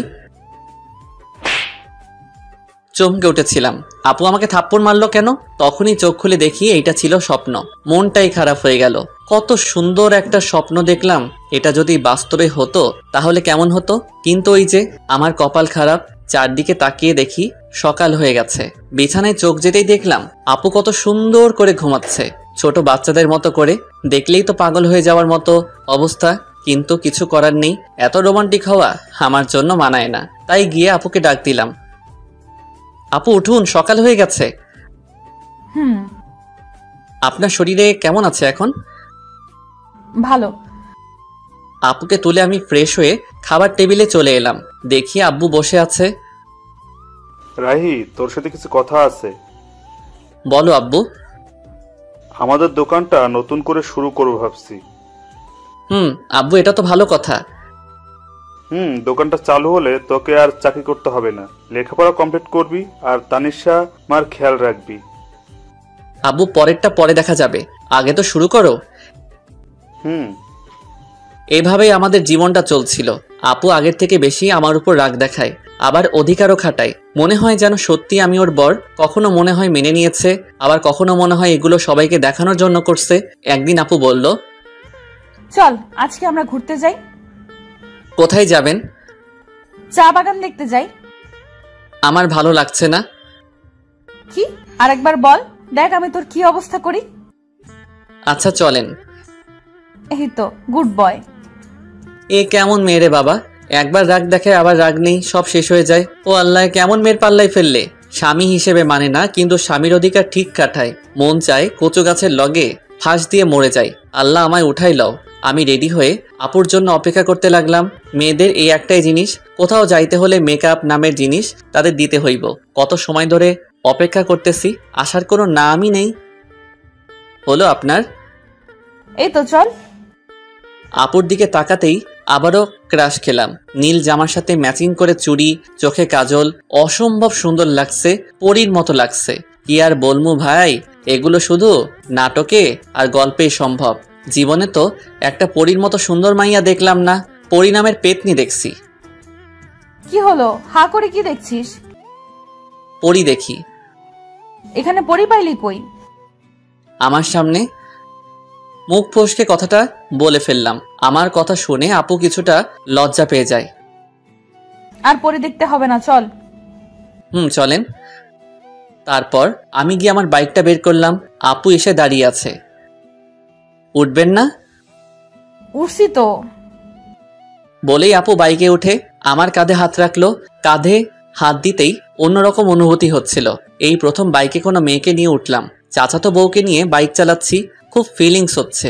এই ফিলিংসটা আপনাদের বলে বোঝাতে পারবো না। তারপর বাইকটা স্টার্ট করে চালাতে শুরু করলাম। কিছুক্ষণ পর বাইকের স্পিডটা একটু বাড়িয়ে দিতেই আপু আমাকে শক্ত করে জড়িয়ে ধরে। এতক্ষণ এটাই তো চাইছিলাম, নরম শরীরের স্পর্শ, খুব ভালো লাগছিল। কিছুক্ষণ পর আমরা শ্রীমঙ্গল বদ্ধভূমি 71 চলে আসলাম, চায়ের রাজধানী শ্রীমঙ্গল। আমরা বাইক থেকে নামতেই আপু আমার হাত শক্ত করে জড়িয়ে হাঁটতে লাগলো। খুব ভালো লাগছিল তখন। আপু নীরবতা ভেঙে বলল, রাহি। বলেন। সরি। সরি মানে কেন? আমি তোকে মন থেকে স্বামী হিসেবে মানি না, কিন্তু সব সময় তোর উপর অধিকার দেখাই। না ঠিক আছে, আমি কিছু মনে করি না, সব আমার কপালের দোষ। এমন করে বলছিস কেন? কেমন করে বললাম আবার? কিছু না। কিছুক্ষণ আপুর কিছু পিক তুলে দিয়ে আমি বললাম, কিছু খাবেন? আইসক্রিম নিয়ে আয়। আমি তো জানি মেয়েরা ফুচকা পাগলি হয়, কিন্তু আপনি আইসক্রিম পাগলি কেন? এমনি। তোর কোনো সমস্যা? না, আনছি আমি। আইসক্রিম নিয়ে এলাম, তারপর বললাম, এই নেন আপনার আইসক্রিম। একটা কেন, তুই খাবি না? না, ওসব আমি খাই না, আপনি খান। ওকে। আইসক্রিমটা হাতে নিয়ে বাচ্চাদের মতো খেতে লাগলো। এত বড় একটা মেয়ে হয়ে বাচ্চাদের মতো আইসক্রিম খাচ্ছে, কি অদ্ভুত ব্যাপারটা। আপু আইসক্রিম খাচ্ছে আর আমি তাকিয়ে শুধু দেখছি। কি ব্যাপার, অমন করে কি দেখছিস? কই না তো। আমি দেখেছি তুই আমার খাওয়া দেখছিলি। না, দেখতে হবে না, চাইলে তুই খেতে পারিস। না, আপনি খান। আমি বলছি তুই খাবি, এই নে। আমি খাবো না, আপনি খান। তুই খাবি নাকি আইসক্রিম তোর মুখে মেখে দিব? আচ্ছা ঠিক আছে। আমি আর কিছু না বলে হা করি। আপু আইসক্রিম আমার মুখে দিল, আমি খেতে না চাইলেও বাধ্য হয়ে খেতে হলো। রাগ করলি? আমি সবার উপরে রাগ করি না। ও তো কার কার উপর রাগ করিস না একটু শুনি। আপনাকে বলবো কেন? আর কিছু না বলে ঘোরাঘুরি করে বাড়ির উদ্দেশ্যে রওনা দিলাম। রাস্তায় হঠাৎ আমার একটা ফ্রেন্ড মিতুর সাথে দেখা। কিরে রাহি, কেমন আছিস? এই তো আলহামদুলিল্লাহ ভালো, তুই? আমিও ভালো আছি। তো তোর কি খবর? এই তো আর কি। আমরা কথা বলছিলাম, হঠাৎ আপুর দিকে চোখ যেতেই দেখলাম আপু রাগে ফুলছে। কিছু বুঝলাম না। তোর সাথে মেয়েটাকে? ও হলো আপনার বউ তানিশা, আর তানিশা ও আমার ফ্রেন্ড মিতু। হাই আপু, আপনি তো অনেক কিউট। ধন্যবাদ আপু। মিতুর সাথে কিছুক্ষণ কথা বলার পর বাড়িতে চলে এলাম। বাড়িতে আসতে আসতে সন্ধ্যা হয়ে গেছে। আমি ফ্রেশ হয়ে বিছানায় শুয়েছিলাম, তখন আপু রুমে আসলো। দেখে মনে হচ্ছে কোনো কারণে রেগে আছে। রুমে এসে আমার সাথে কোনো কথা বলেননি, আমিও বলিনি। রাতে আম্মু খাবার খেতে ডাকছে, তাই আমি খাওয়ার জন্য চলে এলাম। খাওয়া দাওয়া শেষ করে রুমে চলে আসি, এসেই শুয়ে পড়ি। তখন আপু রুমে আসলো। তখন আমি বললাম, কি ব্যাপার, আপনাকে এমন দেখাচ্ছে কেন? সারাদিন তো ঠিকই ছিলেন। আমার সাথে কথা বলবি না তুই? কেন, আমি আবার কি করলাম? মেয়ে মানুষ দেখলে এই গায়ে পড়ে কথা বলতে হবে, তাই না? কখন আবার মেয়েদের সাথে কথা বললাম? ও এখন তো মনে করিয়ে দিতে হবে। আসার সময় কি ওই মেয়ের সাথে কথা বলিসনি? এত হেসে হেসে কি কথা শুনি? ও তো আমার ভালো ফ্রেন্ড। তাহলে ওর কাছে যা, আমার সাথে কথা বলবি না? আমি ওর সাথে কথা বলছি, তাতে আপনার কি? আপনি এত রাখছেন কেন? আমারই তো সব। মানে? কিছু না। বলেই শুয়ে পড়লো। কি আজব মেরে বাবা, এখন দেখছি কারোর সাথে কথা বলতে দেবে না। নিজে তো ভালোভাবে কথা বলেই না, আবার অন্য কারোর সাথে কথা বললে রেগে যায়। মেয়েদের মন বোঝা আসলে অনেক কঠিন। কি কখন কি চায় তারাই ভালো জানে। কি বলছিস? আপনি এখনো ঘুমাননি? তুই ঘুমাবি না? ঘুমাচ্ছি। সকালে ঘুম থেকে উঠে তো অবাক, আপু আমাকে জড়িয়ে ধরে শুয়ে আছে। আমার শরীর কাঁপছে, হার্টবিট বেড়ে যাচ্ছে, কিন্তু কি আর করব, এত রোমান্টিক হলে তো চলবে না। আপুকে ডাকতে লাগলাম। আপু আমাকে জড়িয়ে ধরে শুয়ে আছে কেন? আমি আমার হাজবেন্ডকে জড়িয়ে আছি। তোর কোনো সমস্যা? আপনার হাজবেন্ড মানে বুঝলাম না। এখন ঘুমাতে দে, বেশি কথা বলিস না। আপনি ঘুমাবেন ভালো কথা, আমাকে তো ছাড়েন। আমার ইচ্ছে হয়েছে তাই ঘুমিয়েছি, ডিস্টার্ব করিস না তো এখন। হারামজাদি কয় কি, আমাকে জড়িয়ে আছে, আবার আমাকেই বলছে ডিস্টার্ব না করতে। মনে হচ্ছে লাথি মেরে মঙ্গল গ্রহে পাঠিয়ে দেই। কিন্তু ততক্ষণে ভাবলাম, যদি সেখানে পাঠিয়ে দেই আমার কি হবে? আমি তো আপুকে ভালোবাসি। নিজেকে শান্ত করে বললাম, আপনি ঘুমান, আমি মানা করেছি নাকি? কিন্তু আমাকে ছাড়ুন। তারপর আপু আমাকে ছেড়ে দেয়। আপনি চাইলে আরো ঘুমাতে পারেন। আমি ফ্রেশ হয়ে নাস্তা করে রুমে এসে দেখি বাচ্চাদের মতো বালিশটাকে জড়িয়ে ধরে শুয়ে আছে। এটা দেখে আমার ঠোঁটের কোণায় হাসি ফুটে উঠেছে। কালকে দিনটা আমার কাছে অনেক ভালোই লাগছিল। যত দিন যাচ্ছে আপুর প্রতি দুর্বলতা কাজ করছে। কেন জানি অনেক ভালোবেসে ফেলেছি। আপুকে ছাড়া হয়তো এখন 1 সেকেন্ডও বাঁচতে পারবো না। আমি কি আমার মনের কথা বলে দিব? কিন্তু তখন যদি রেগে যায়? কিন্তু আমার মনের কথা না বলা পর্যন্ত তো আমি শান্তি পাচ্ছি না। সব সময় আপুর প্রতি ভালোবাসা, দুর্বলতা, ওকে স্পর্শ করার ইচ্ছা, ওর প্রতি নেশা আমার ভেতরটাকে শেষ করে ফেলছে। আচ্ছা, আপু কি আমাকে ভালোবাসে? ওর ব্যবহার দেখে তো তাই মনে হচ্ছে। আপুও আমাকে ভালোবাসে, কিন্তু বলতে পারছে না। আচ্ছা, আমি কি সরাসরি গিয়ে বলে দিব? আমরা কি সবকিছু ভুলে দুজন দুজনকে ভালোবাসতে পারি না? আজকে বলে দিব, যা হবার হবে। এদিকে তানিশা ঘুম থেকে উঠে আমাকে কোথাও খুঁজে পাচ্ছে না। সকাল থেকে একবারও দেখছে না। তানিশাও আমাকে ভালোবাসে, কিন্তু কখনো বলতে পারছে না। কারণ একে তো ও একটা মেয়ে, তার উপর আমি ওর চাচাতো ভাই, তার উপর ছোট লজ্জার কারণে বলতে পারছে না। কিন্তু মন থেকে রাহিকেই ভালোবাসে। রাত্রে বাড়ি আসার সময় আপুর জন্য আইসক্রিম, চকোলেট আর ফুল নিয়ে আসলাম। যেগুলো আপুর পছন্দ করে সেগুলো নিয়ে আসি। আজকে আমার মনের কথা বলেই দিব, পরে যা হবার দেখা যাবে। বাড়িতে এসে এগুলো নিয়ে সোজা আমার রুমে চলে এলাম। আমার রুমের মধ্যে ঢুকতে যাব, তখনই দেখি আপু কারোর সাথে ফোনে কথা বলছে। কি যেন মনে করে আর ভিতরে গেলাম না। দরজার ওপাশে দাঁড়িয়ে শুনতে লাগলাম, হ্যাঁ আমি সত্যি ওকে ভালোবাসি আর ওর সাথে সারা জীবন থাকতে চাই। কিন্তু এই ঝামেলাটা থেকে আগে বের হই, তারপর আব্বু আম্মুকে সব বলে আমরা দুজন হানিমুনে যাব। তাদের কথা শুনে আমি তো অনেক বড় একটা ধাক্কা খাই। তার মানে আপু অন্য কাউকে ভালোবাসে। মুহূর্তের মধ্যে আমার সব আশা ভরসা সব নষ্ট হয়ে যায়। আমি কখনো ভাবতে পারিনি আমি ওর কাছে এত বড় একটা সমস্যা। আমি ফুলগুলো ফেলে দিয়ে আইসক্রিম আর চকলেট চুটকিকে দিয়ে দিলাম। না নয়, আমি ওকে মুক্ত করে দিব। আমি তাদের মাঝে ঝামেলা হয়ে থাকতে চাই না। তাই অনেক কিছু ভেবে সিদ্ধান্ত নিলাম আমি ওকে ডিভোর্স দিয়ে দিব। ও যদি অন্য কাউকে নিয়ে সুখে থাকতে চায় আমি বাধা দিব না। আমি রুমে ঢুকতেই আপু ফোন রেখে দেয়। সারাদিন কই ছিলি? একবারও বাড়িতে দেখলাম না। একটা কাজ ছিল। সারাদিন কিছু খেয়েছিস? দাঁড়া, আমি তোর জন্য খাবার আনছি। না না, আমি খাবো না, বাইরে থেকে খেয়ে এসেছি। যে কথাগুলো শুনেছি আর খাবার মুখে দিয়ে কি আর যাবে। তোর সাথে আমার কিছু কথা ছিল। বলেন। অনেক দিন থেকেই বলতে চেয়েছিলাম কিন্তু বলতে পারিনি। জানি না এই বিষয়টা তুই কিভাবে নিবি। অত কিছু না বলে আসল কথাটা বলেই ফেলুন। আসলে আমি তোকে ডিভোর্স দিতে চান, তাই তো? মানে মানেটা খুব সহজ। আপনি আর এই মিথ্যা সম্পর্ক রাখতে চান না, তাই আমাকে ডিভোর্স দিতে চান। সমস্যা নেই, দিয়ে দিব। আপনার ইচ্ছা আমি খুব তাড়াতাড়ি পূরণ করে দিব। আমি ডিভোর্স পেপার রেডি করছি। আপনি আপনার পছন্দ মতো একটা ছেলেকে বিয়ে করে নিয়েন। কিন্তু আমি তো বাড়িতে কিভাবে জানবেন? ওইটা আপনাকে চিন্তা করতে হবে না, আমি ম্যানেজ করে নিব। তারপর আমি আর আপুকে কিছু বলার সুযোগ না দিয়ে ফ্লোরে শুয়ে পড়লাম। আর বেশিক্ষণ কথা বললে হয়তো চোখ দিয়ে বন্যা শুরু হয়ে যেত। যাকে এতটা ভালোবাসি সে আজ আমাকে এভাবে ছ্যাঁকা দিয়ে দিল। এসব ভাবতে ভাবতে কখন ঘুমিয়ে পড়েছি মনে নেই। হঠাৎ কারো কান্না করার আওয়াজ শুনে ঘুমটা ভেঙে যায়। চোখ খুলে দেখি তানিশা আপু কান্না করতেছে। কি ব্যাপার, এত রাতে কান্না করছেন কেন? কিছু না, এমনি। আজব তো, এত রাতে কেউ কাঁদে? নিজেও ঘুমাচ্ছেন না, আমাকেও ঘুমাতে দিচ্ছেন না। আচ্ছা তুই ঘুমা। আমি ঘুমিয়ে যাই। এদিকে তানিশা ভাবতে থাকে, কেন তোকে বলতে পারলাম না আমি তোকে কতটা ভালোবাসি? আমাকে একবার বলার সুযোগ না দিয়ে তুই সব বলে গেলি। আমি নাকি ডিভোর্স চাই? কিভাবে ভাবছিস এইসব?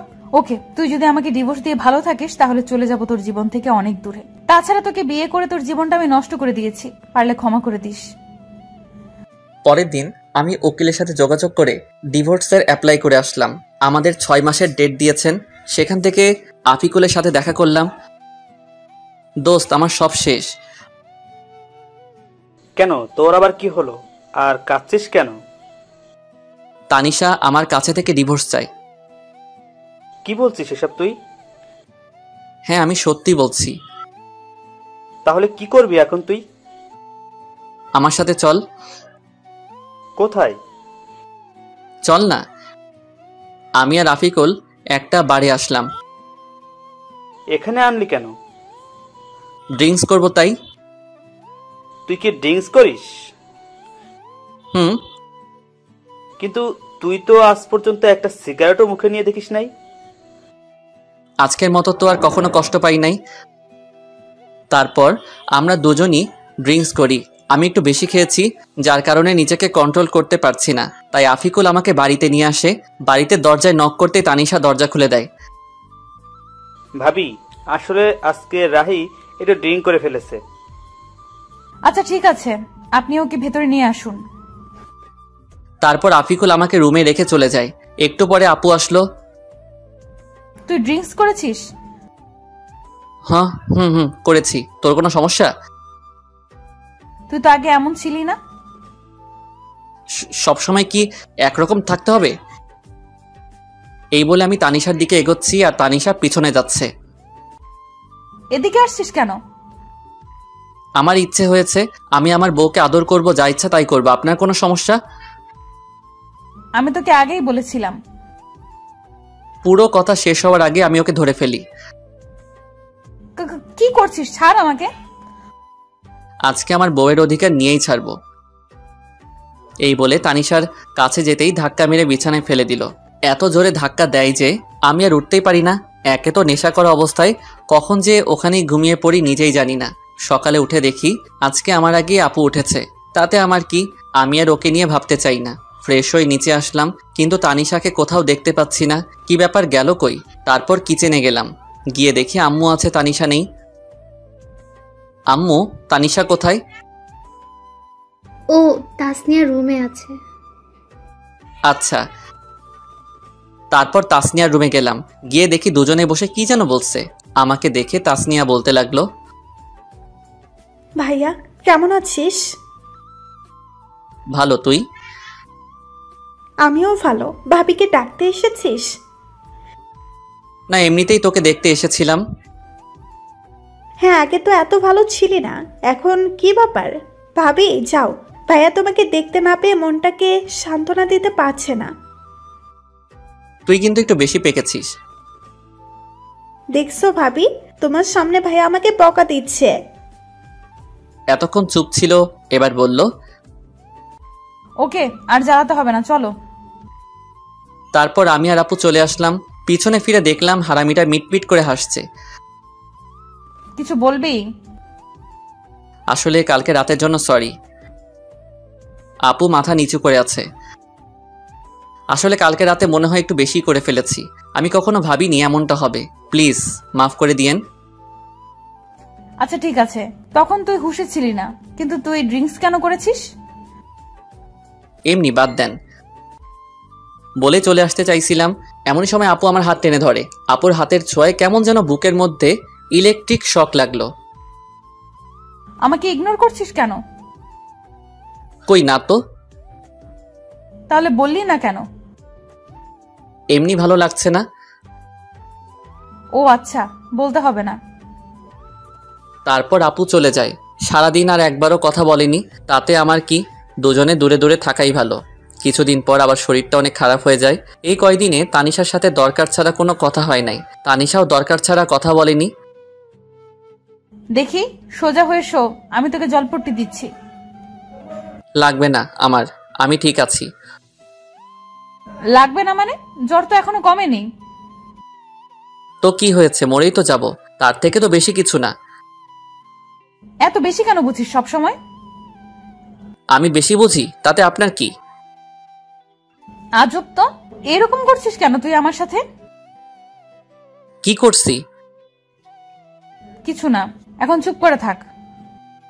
কিছু আর বললাম না। জানি আরো কিছু বললে হয়তো কষ্ট পাবে, আর কিছু শুনবেও না, তাই শুয়ে থাকলাম। আপু আমাকে জলপট্টি দিয়ে দিল। যতদিন পর্যন্ত সুস্থ হয়নি আমার পাশে থেকেছে, কিন্তু একবারও ভালোভাবে কথা বলেনি। এত যত্ন করিস কিন্তু ভালোবাসি কথাটা বললেও কি হয়?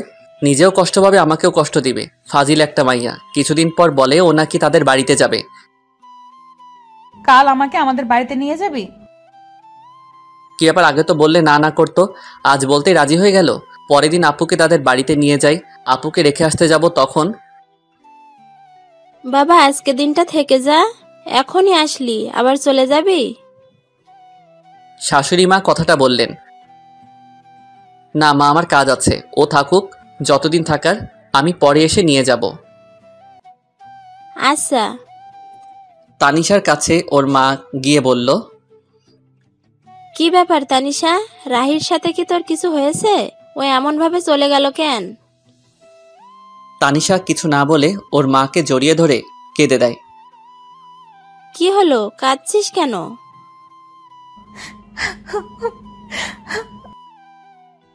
কি হয়েছে পাগলি মেয়ে, এভাবে কাঁদছিস কেন?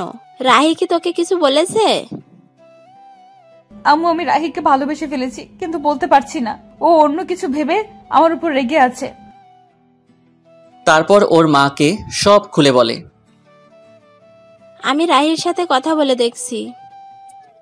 না আম্মু, তোমাকে বলতে হবে না। তুই তো বলতে পারবি না, পাগলি একটা। আমি বলছি। না, আমিই বলবো, তারপর যা হবার হবে। ওকে, তাহলে এবার কান্না থামা, পাগলি একটা। এদিকে আমি বাড়িতে এসে কিছু ভালো লাগে না, মনটা শুধু হাহাকার করছে। কি যেন নেই মনে হচ্ছে। আপুকে ওখানে রেখে এসে তো এখন রুমটা ফাঁকা ফাঁকা মনে হচ্ছে। ওকে কি নিয়ে আসবো? কিন্তু এত রাতে কিভাবে যাব? কাল সকালে গিয়ে নিয়ে আসবো, তা না হলে ওকে দেখতে না পেয়ে মরেই যাব। এদিকে রাতটা যেন কাটতেই চাচ্ছে না, এপাশ ওপাশ করছি। এদিকে তানিশাও অস্থির অস্থির লাগছে, কেন যেন রাহিকে ছাড়া ভালো লাগছে না। অনেক কষ্টের পর সকাল হলো, আমি রেডি হয়ে বেরিয়ে পড়ব। তখনই এত তাড়াহুড়ো করে কোথায় যাচ্ছিস? একটা কাজে। তোর আবার কিসের কাজ? আছে একটা জরুরি কাজ, আমি যাচ্ছি বলে চলে আসলাম। এতক্ষণ পর তানিশা আপুর বাড়িতে চলে আসলাম। এসে কলিং বেল চাপ দিতেই আমার চাচা মানে শ্বশুর মশাই দরজা খুলে আমাকে দেখতে পান। আরে রাহি বাবা, এত সকালে যে? ভেতরে আসতে বলবেন না? আরে আয়, এটা তো তোরই বাড়ি। কে এসেছে গো? দেখে যাও, তোমার মেয়ে জামাই এসেছে। ও রাহি, বাবা ভিতরে এসে বসো। আম্মু, তানিশা কই? ওর ঘরে আছে। আচ্ছা। আমি আর এক মুহূর্তে এখানে না দাঁড়িয়ে আপুর রুমে চলে এলাম। এসে দেখি মহারানী মন খারাপ করে শুয়ে আছে। আমি একটু আওয়াজ করলাম, দেখলাম কোনো সারা শব্দ নেই। আপনার কি মন খারাপ? দেখি আমার কথা শুনে আমার দিকে তাকালো, কিন্তু ওকে দেখে মনটা খারাপ হয়ে গেল। মহারানী শুয়ে শুয়ে কান্না করছিল। তুই এখানে এসেছিস কেন? কেন, আমার শ্বশুর বাড়িকে আমি আসতে পারি না? না, আসবি না, চলে যা এখান থেকে। কিন্তু আমি তো চলে যেতে আসিনি, আমি তো আপনাকে সাথে করে নিয়ে যেতে এসেছি। আমি কেন তোর সাথে যাব? আমি নিয়ে যাব তাই। আমি যাব না, তুই চলে যা এখান থেকে। আমি তো যাব না আপনি না গেলে। কেন, আমি তোর কে? আপনি আমাকে চাচাতো বউ। এসেছে বউ বউ করতে, যাব না আমি। তানিশা, বললাম তো যাব না। আমি তোমাকে অনেক ভালোবাসি, নিজের থেকে অনেক বেশি। চলো আমার সাথে। কি বললি? ভালোবাসি। কাকে? তোমাকে। প্রথম দিন কি বলেছিলাম? আমি এত কিছু জানি না, আমি জানি তুমিও আমাকে ভালোবাসো। আমার ভেবে দেখতে হবে। আচ্ছা, কিন্তু বাড়িতে চলো আমার সাথে প্লিজ। কিন্তু আব্বু তো আজকে যেতে দিবে না। সেটা আমি দেখতেছি, চলো। তারপর আমি ওকে নিয়ে চলে আসতে লাগলাম। আরে তোমরা কই যাও? চাচা, বাড়ি যাব। কিন্তু এখনই তো এলে। আমাদের দরকার আছে। ওদের যেতে দাও। তারপর আমি আর তানিশা বাড়ির উদ্দেশ্যে রওনা দিলাম। আজকে এসে আজকেই চলে গেল, বুঝলাম না তুমি আটকালে না কেন? তারপর চাচি সব খুলে বললেন। এরা পারেও বটে, দেখো এখন সব ঠিক হয়ে যাবে। আমি তানিশাকে বাড়িতে নিয়ে আসলাম। বাড়িতে আসতে আম্মু বলল, কি রে, কালকে দিয়ে আসলি আবার আজকে নিয়ে আসলি? অমনিও থাকতে চাইছিল না তাই। এই জন্যই সকাল সকাল খুব জরুরি কাজ, এইটাই ছিল। আমি আর কথা না বলে তানিশাকে রুমে নিয়ে আসলাম। রুমে আসতে দেখি ও আমার দিকে রাগী লোক নিয়ে তাকিয়ে আছে। আমি ভয়ে বললাম,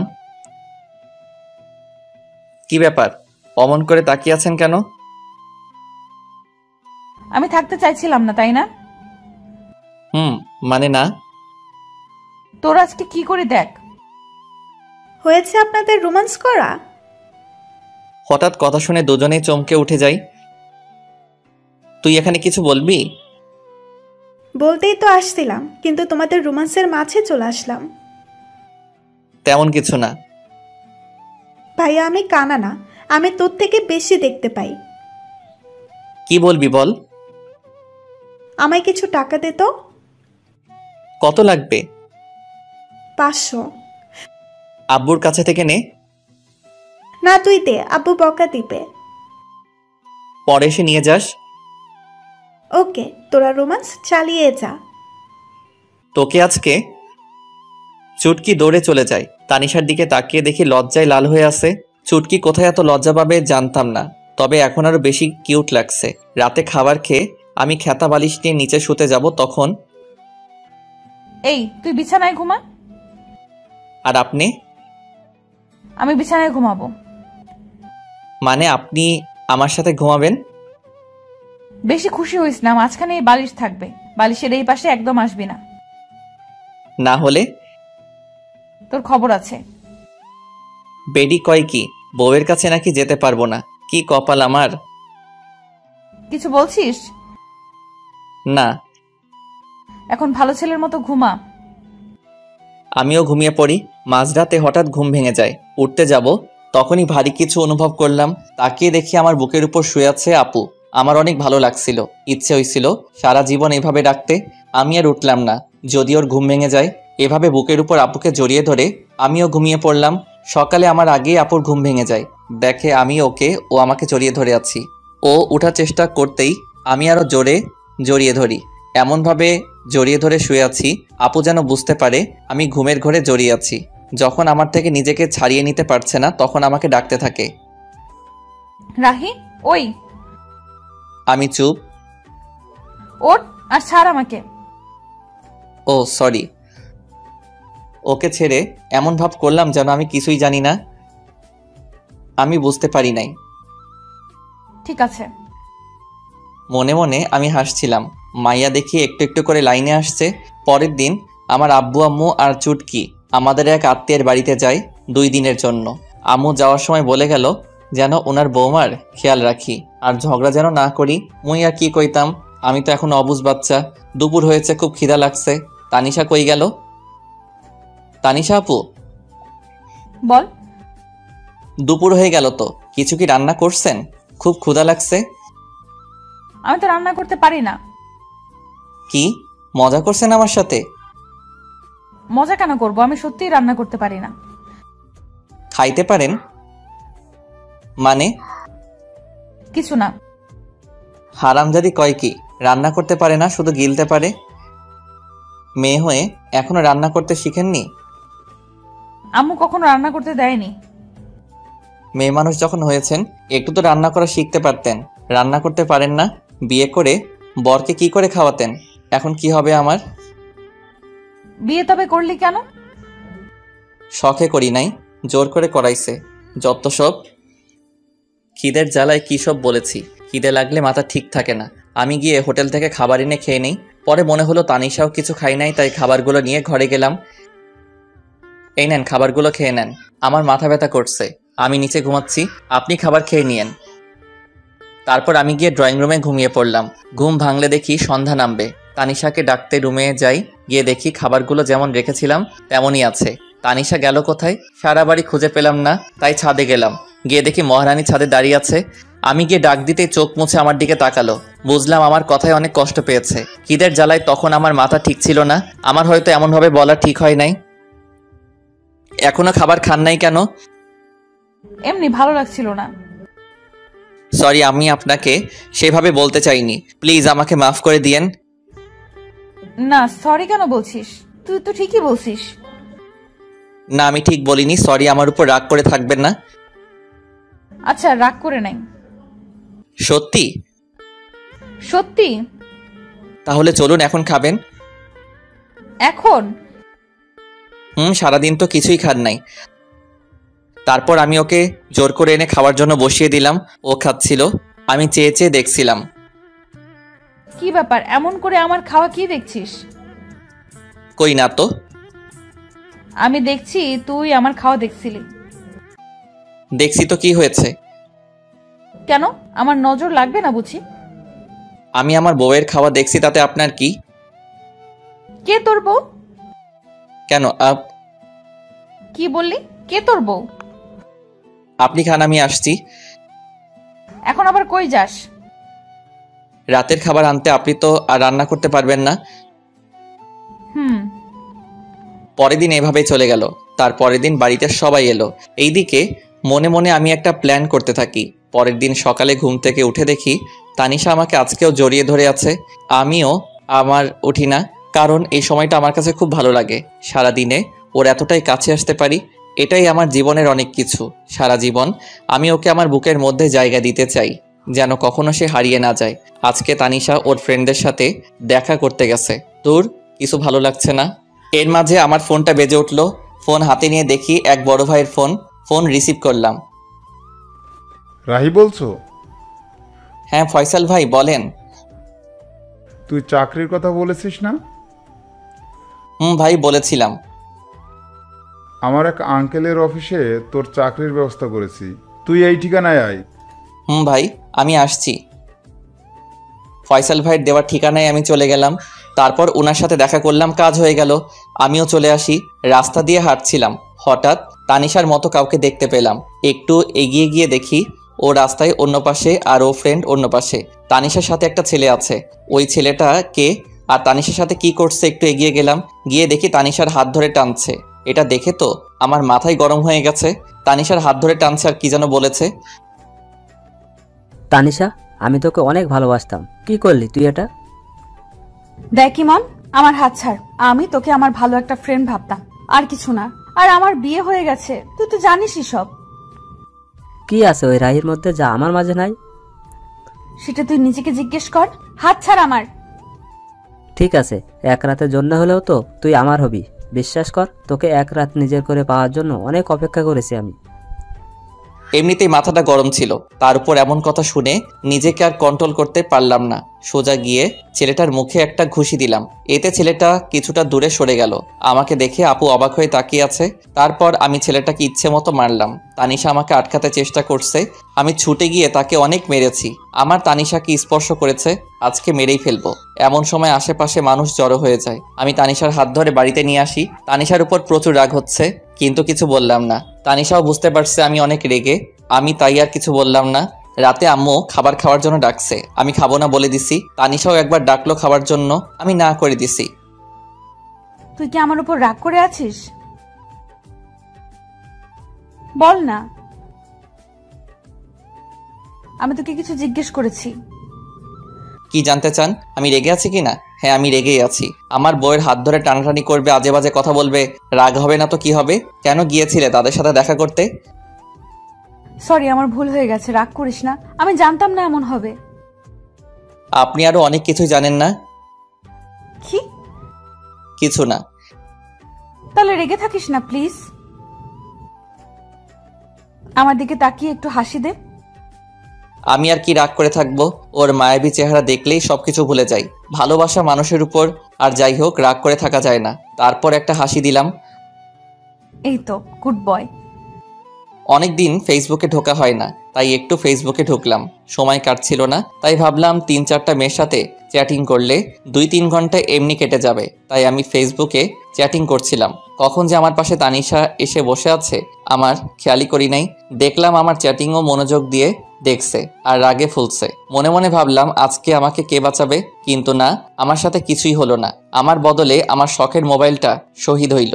আমার হাত থেকে ফোনটা নিয়ে ফ্লোরে আছাড় মারে। এতে করে আমার ফোনের বডি, কলিজা, হার্টবিট সব আলাদা হয়ে যায়। বেচারা আমার জন্য বিনা আন্দোলনে শহীদ হইল। আমার এত শখের মোবাইলটা হারামজাদি ভেঙে ফেললো। পরের দিন আমার অফিসে জয়েনিং ডেট ছিল। সকালে ঘুম থেকে উঠে আমি জরুরি কাগজপত্র নিয়ে বেরিয়ে পড়লাম।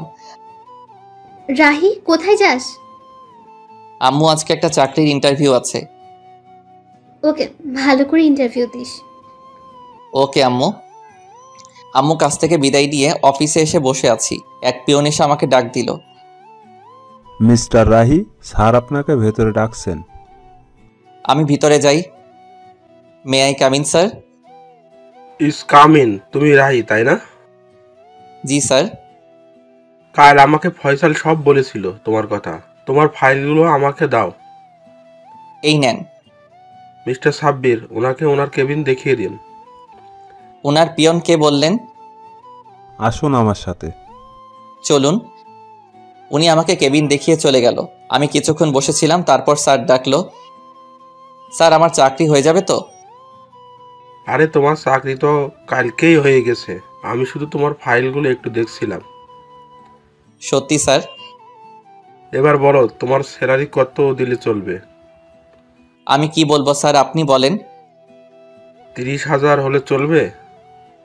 আপনি যা ভালো বোঝেন স্যার। ফয়সাল আমার ছেলের মতো, তাই তুমি কোনো চিন্তা করো না। আজ থেকে তুমি এই কোম্পানির ম্যানেজার। ওকে? ধন্যবাদ স্যার। তারপর আমি অফিস থেকে চলে আসি। আজকে আমার অনেক খুশি লাগছে। হঠাৎ মনে পড়লো আজকে তো তানিশার জন্মদিন, ওকে আজকে সারপ্রাইজ দিতে হবে। বাড়ি আসার সময় সব জিনিসপত্র নিয়ে এলাম, আর সবার জন্য মিষ্টিও নিয়ে এলাম। আম্মু দরজা খুলে দিতেই আম্মুকে মিষ্টি খাওয়ালাম। মিষ্টি কি জন্য? আম্মু, আমার নতুন চাকরি হয়ে গেছে। এটা তো খুব ভালো কথা, তোর আব্বু শুনলে অনেক খুশি হবে। আম্মু, চুটকি কই? কি ব্যাপার, আজকে তানিশাকে না খুঁজে তাসনিয়াকে? আম্মু, তুমি না? ওর ঘরে আছে। আমি গিয়ে চুটকির সাথে দেখা করলাম, তারপর রুমে চলে এলাম। তানিশাকে বললাম আমার সাথে একটু আসতে। কোথায় যাব? আমার সাথে চলুন না। তারপর আমি ওকে ছাদে নিয়ে গেলাম। ছাদে যাওয়ার আগেই আমি ওর চোখ বন্ধ করে নিলাম। কি করিস? চুপ। আমি ছাদে নিয়ে গিয়ে চোখ ছেড়ে দেই। তানিশা চোখ খুলে অবাক হয়ে যায়। ছাদের মধ্যে মোমবাতি দিয়ে লেখা happy birthday to you Tanisha. আমি ওর সামনে হাঁটু গেড়ে বসে বললাম, happy birthday Tanisha. Thank you so much. I love you Tanisha, I really love you. এই বলে আমি তানিশার হাতে আংটি পরিয়ে দেই, কিন্তু এর মধ্যে তানিশার কোনো রিয়াকশন নেই। আমি অবাক হয়ে যাই। কিছু বলছো না যে?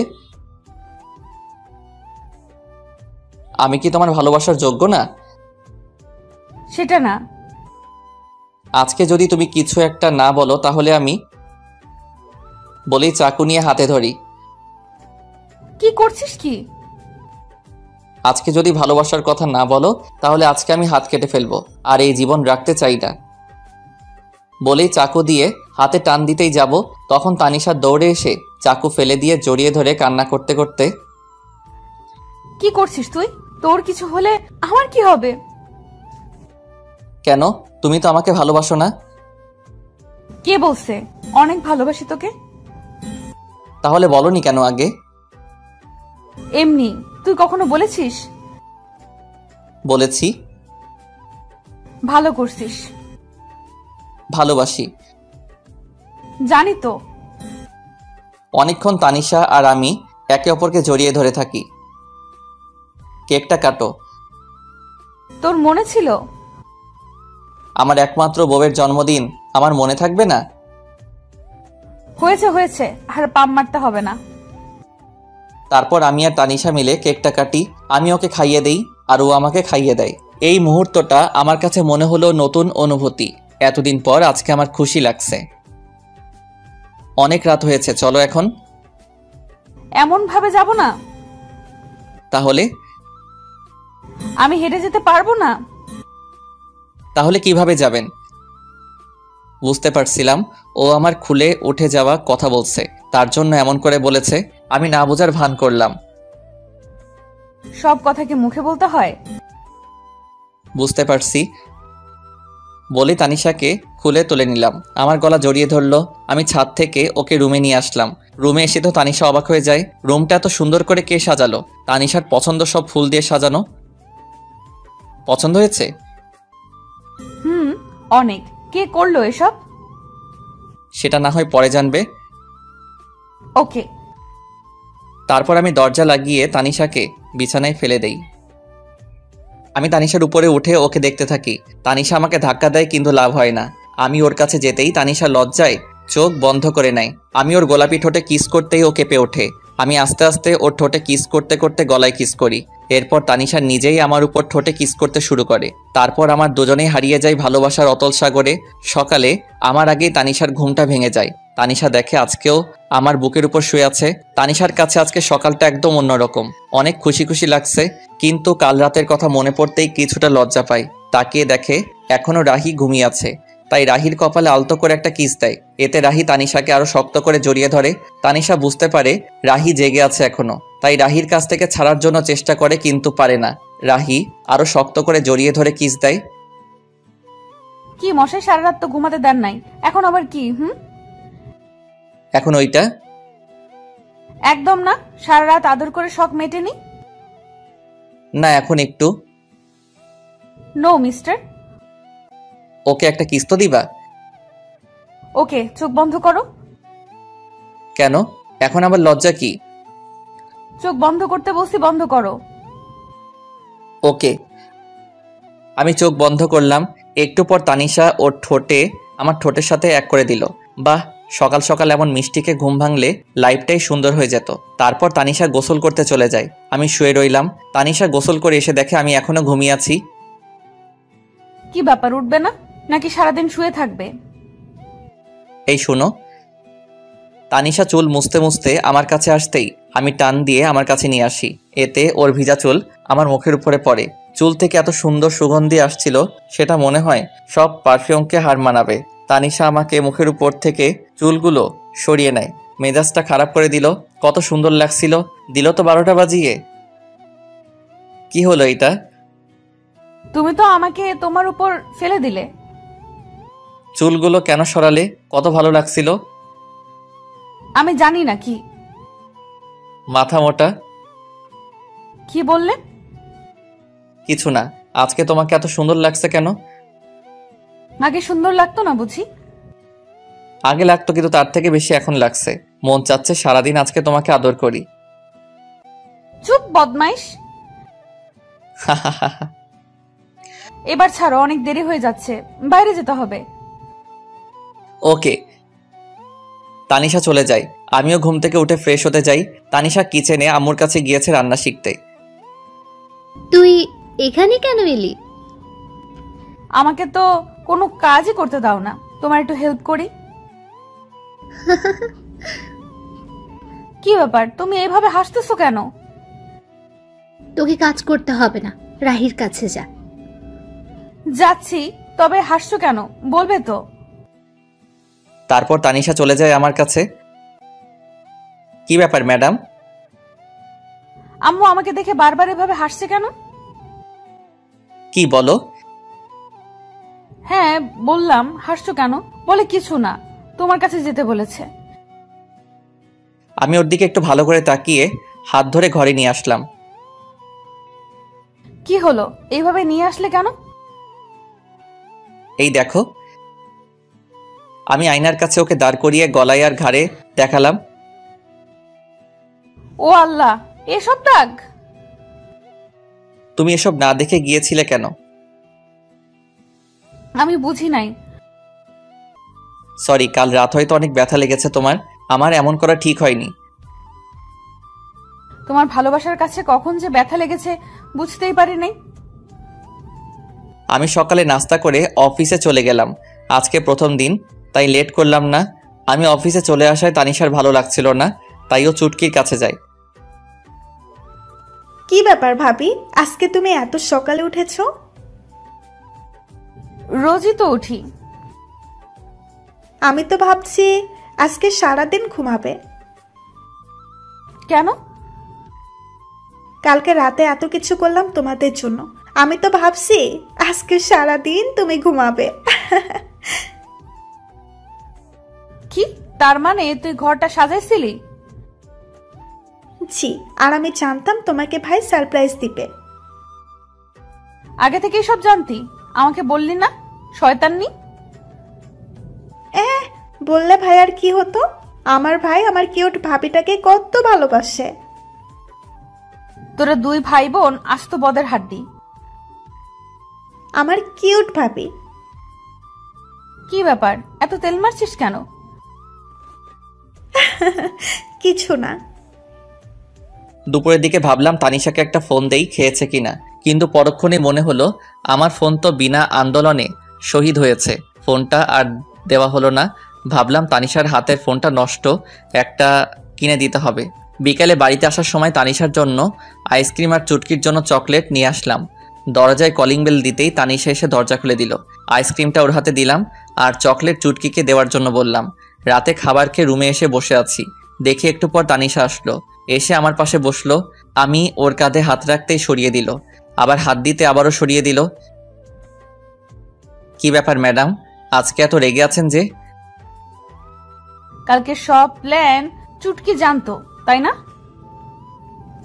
না মানে হ্যাঁ, ভয়ে। পিচ্চি মেয়েটাকে নিজের মতো করে তৈরি করছো? ও পিচ্ছি, এখনই সব বুঝে। তার মানে কিছু না বাবু। এই একদম আমাকে বাবু বলবি না, আমি কারো বাবু নই। আরে সোনা, রাগ করছো কেন? নিজের করে পেতে একটু হেল্প করছে। এবার একটু কাছে আসো, আদর করি বলে জড়িয়ে ধরে কিস দিলাম। এবার হয়েছে তো, ছাড়ো আমায়, এখনো মন ভরে নাই। মন ভরে নাই, আরেকটা দিলে ভালো হতো।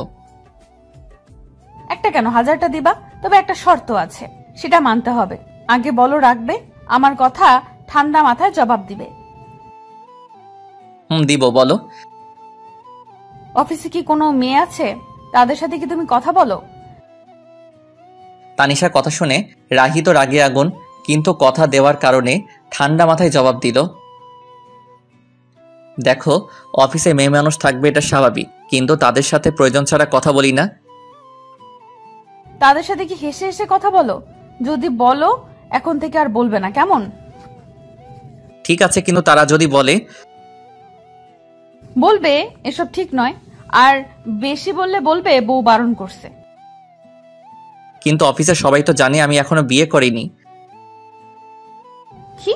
ওই হারামজাদা, তুই আমাকে বিয়ে করিস নাই, আদর করিস নাই, তারপরও কেন বলিস নাই তোর বিয়ে হয়েছে? এখন বুঝেছি, আমায় রেখে তুই অন্য মেয়েদের সাথে প্রেম করে বেড়াস। ছি ছি, তুই এত খারাপ।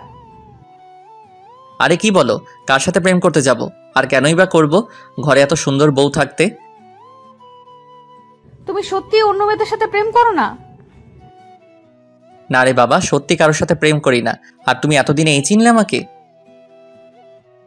কাল অফিসে গিয়ে সবাইকে বলে দিবে তোমার বিয়ে হয়েছে। আর যদি না বলো তাহলে তোমার সাথে কখনো কথা বলবো না, তোমাকে আদর করব না, বলে দিলাম কিন্তু। বলবো। এই তো আমার লক্ষ্মী জামাই। সকালে। এই তুমি ওঠো, সকাল হয়েছে, অফিসে যেতে হবে না। উঠছি। উঠছি মানে? তাড়াতাড়ি ওঠো, না হলে পানি ঢেলে দিব। এই যে উঠে পড়েছি, আর আমি আগেই টের পেয়েছি, কিন্তু ইচ্ছে করে উঠিনি। কেন কেন? দেখলাম আমার বউটা ঠিকঠাক কাজ করতে পারে কিনা। ভালো করেছেন জনাব। এখন গিয়ে ফ্রেশ হয়ে নিন, আমি নাস্তা রেডি করছি। আমি ফ্রেশ হয়ে নাস্তা করে নিলাম। এই যে কাল কি বলেছিলাম সব মনে আছে তো? সব মনে আছে। আরেকটি কথা মনে করেও করতে পারছি না, মনে মনে ভাবছি। কি হলো, এইভাবে দাঁড়িয়ে আছো যে? অফিস যাবে না? তো কি করব, তুমি যেতে দিলে কই? আমি আবার কি করলাম? তোমাকে টেনে ধরেছি নাকি? ধরেছে, ওই তো এখন একটা কিস দিয়েছো না বলেছো? ও, আমি তো ভুলেই গেছিলাম। তার জন্য বুঝি আমার বরটা রাগ করে দাঁড়িয়ে আছে। দাঁড়াও, দিচ্ছি। কিন্তু এখন আর রাগ হচ্ছে না। আমি তানিশার কাছে থেকে বিদায় নিয়ে অফিসে চলে এলাম। আজ একটু খুশি খুশি লাগছে। তানিশার কথা ভাবছিলাম, হঠাৎ কারো আসার শব্দ শুনে আমি চমকে উঠলাম। স্যার, এসে বিরক্ত করলাম না তো? না, কি জন্য এসেছেন বলুন। এমনি এসেছি স্যার, আসলে আজকে আপনাকে অন্যরকম লাগছে। ও আচ্ছা, না আমি ঠিক আছি, আপনি এবার আসুন। Okay sir. তখন পি আসলো। স্যার, একটু পর একটা মিটিং আছে, আপনাকে থাকতে হবে, না হলে অনেক বড় সমস্যা হবে। এখন তো আমি চলে যাব, আপনারা সবাই থাকুন। না স্যার, আপনাকে থাকতেই হবে। কিন্তু আমি তো। না স্যার, আপনাকে থাকতেই হবে, অনেক বড় সমস্যা। ঠিক আছে, সবাইকে বসতে বলুন, আমি আসছি। আমার এখন বাড়িতে যাওয়ার সময়, কিন্তু আজ একটা মিটিং থাকার কারণে কোনো উপায় না পেয়ে থাকতে হলো। মিটিংয়ে থাকাটা অনেক বড় জরুরি। মিস্টার রাব্বি, ফাইলগুলো আপনি সব ভালো করে দেখে নিয়েছেন তো? আমি দেখেছি স্যার, আপনি শুধু দেখলেই হবে। আমি ফাইলগুলো দেখছিলাম, তখন আমার ফোনটা বেজে উঠল। একটু ব্যস্ত থাকার কারণে ফোনের দিকে নজর দিলাম না। মিস্টার রাব্বি, সব ঠিক আছে? ওনাদেরকে সামনের সপ্তাহে আসার জন্য আমন্ত্রণ করেন। আমার ফোনটা আবারও বাজতে শুরু করলো। স্যার, আপনার ফোন বাজছে। দেখছি, একটু ওয়েট করেন। আমি সেখান থেকে সরে এসে ফোনটা হাতে নিল। ফোনটা রিসিভ করতেই, কি ব্যাপার, কখন থেকে তোমাকে ফোন করে যাচ্ছি, তুমি ফোন রিসিভ করলে না কেন? আর কোথায় তুমি? অফিসে। আর তোমার বোঝা উচিত হয়তো কোনো কাজে আটকে গিয়েছি, বিধায় ফোনটা রিসিভ করিনি। তারপরেও কেন বিরক্ত করে যাচ্ছ? অফিসে মানে?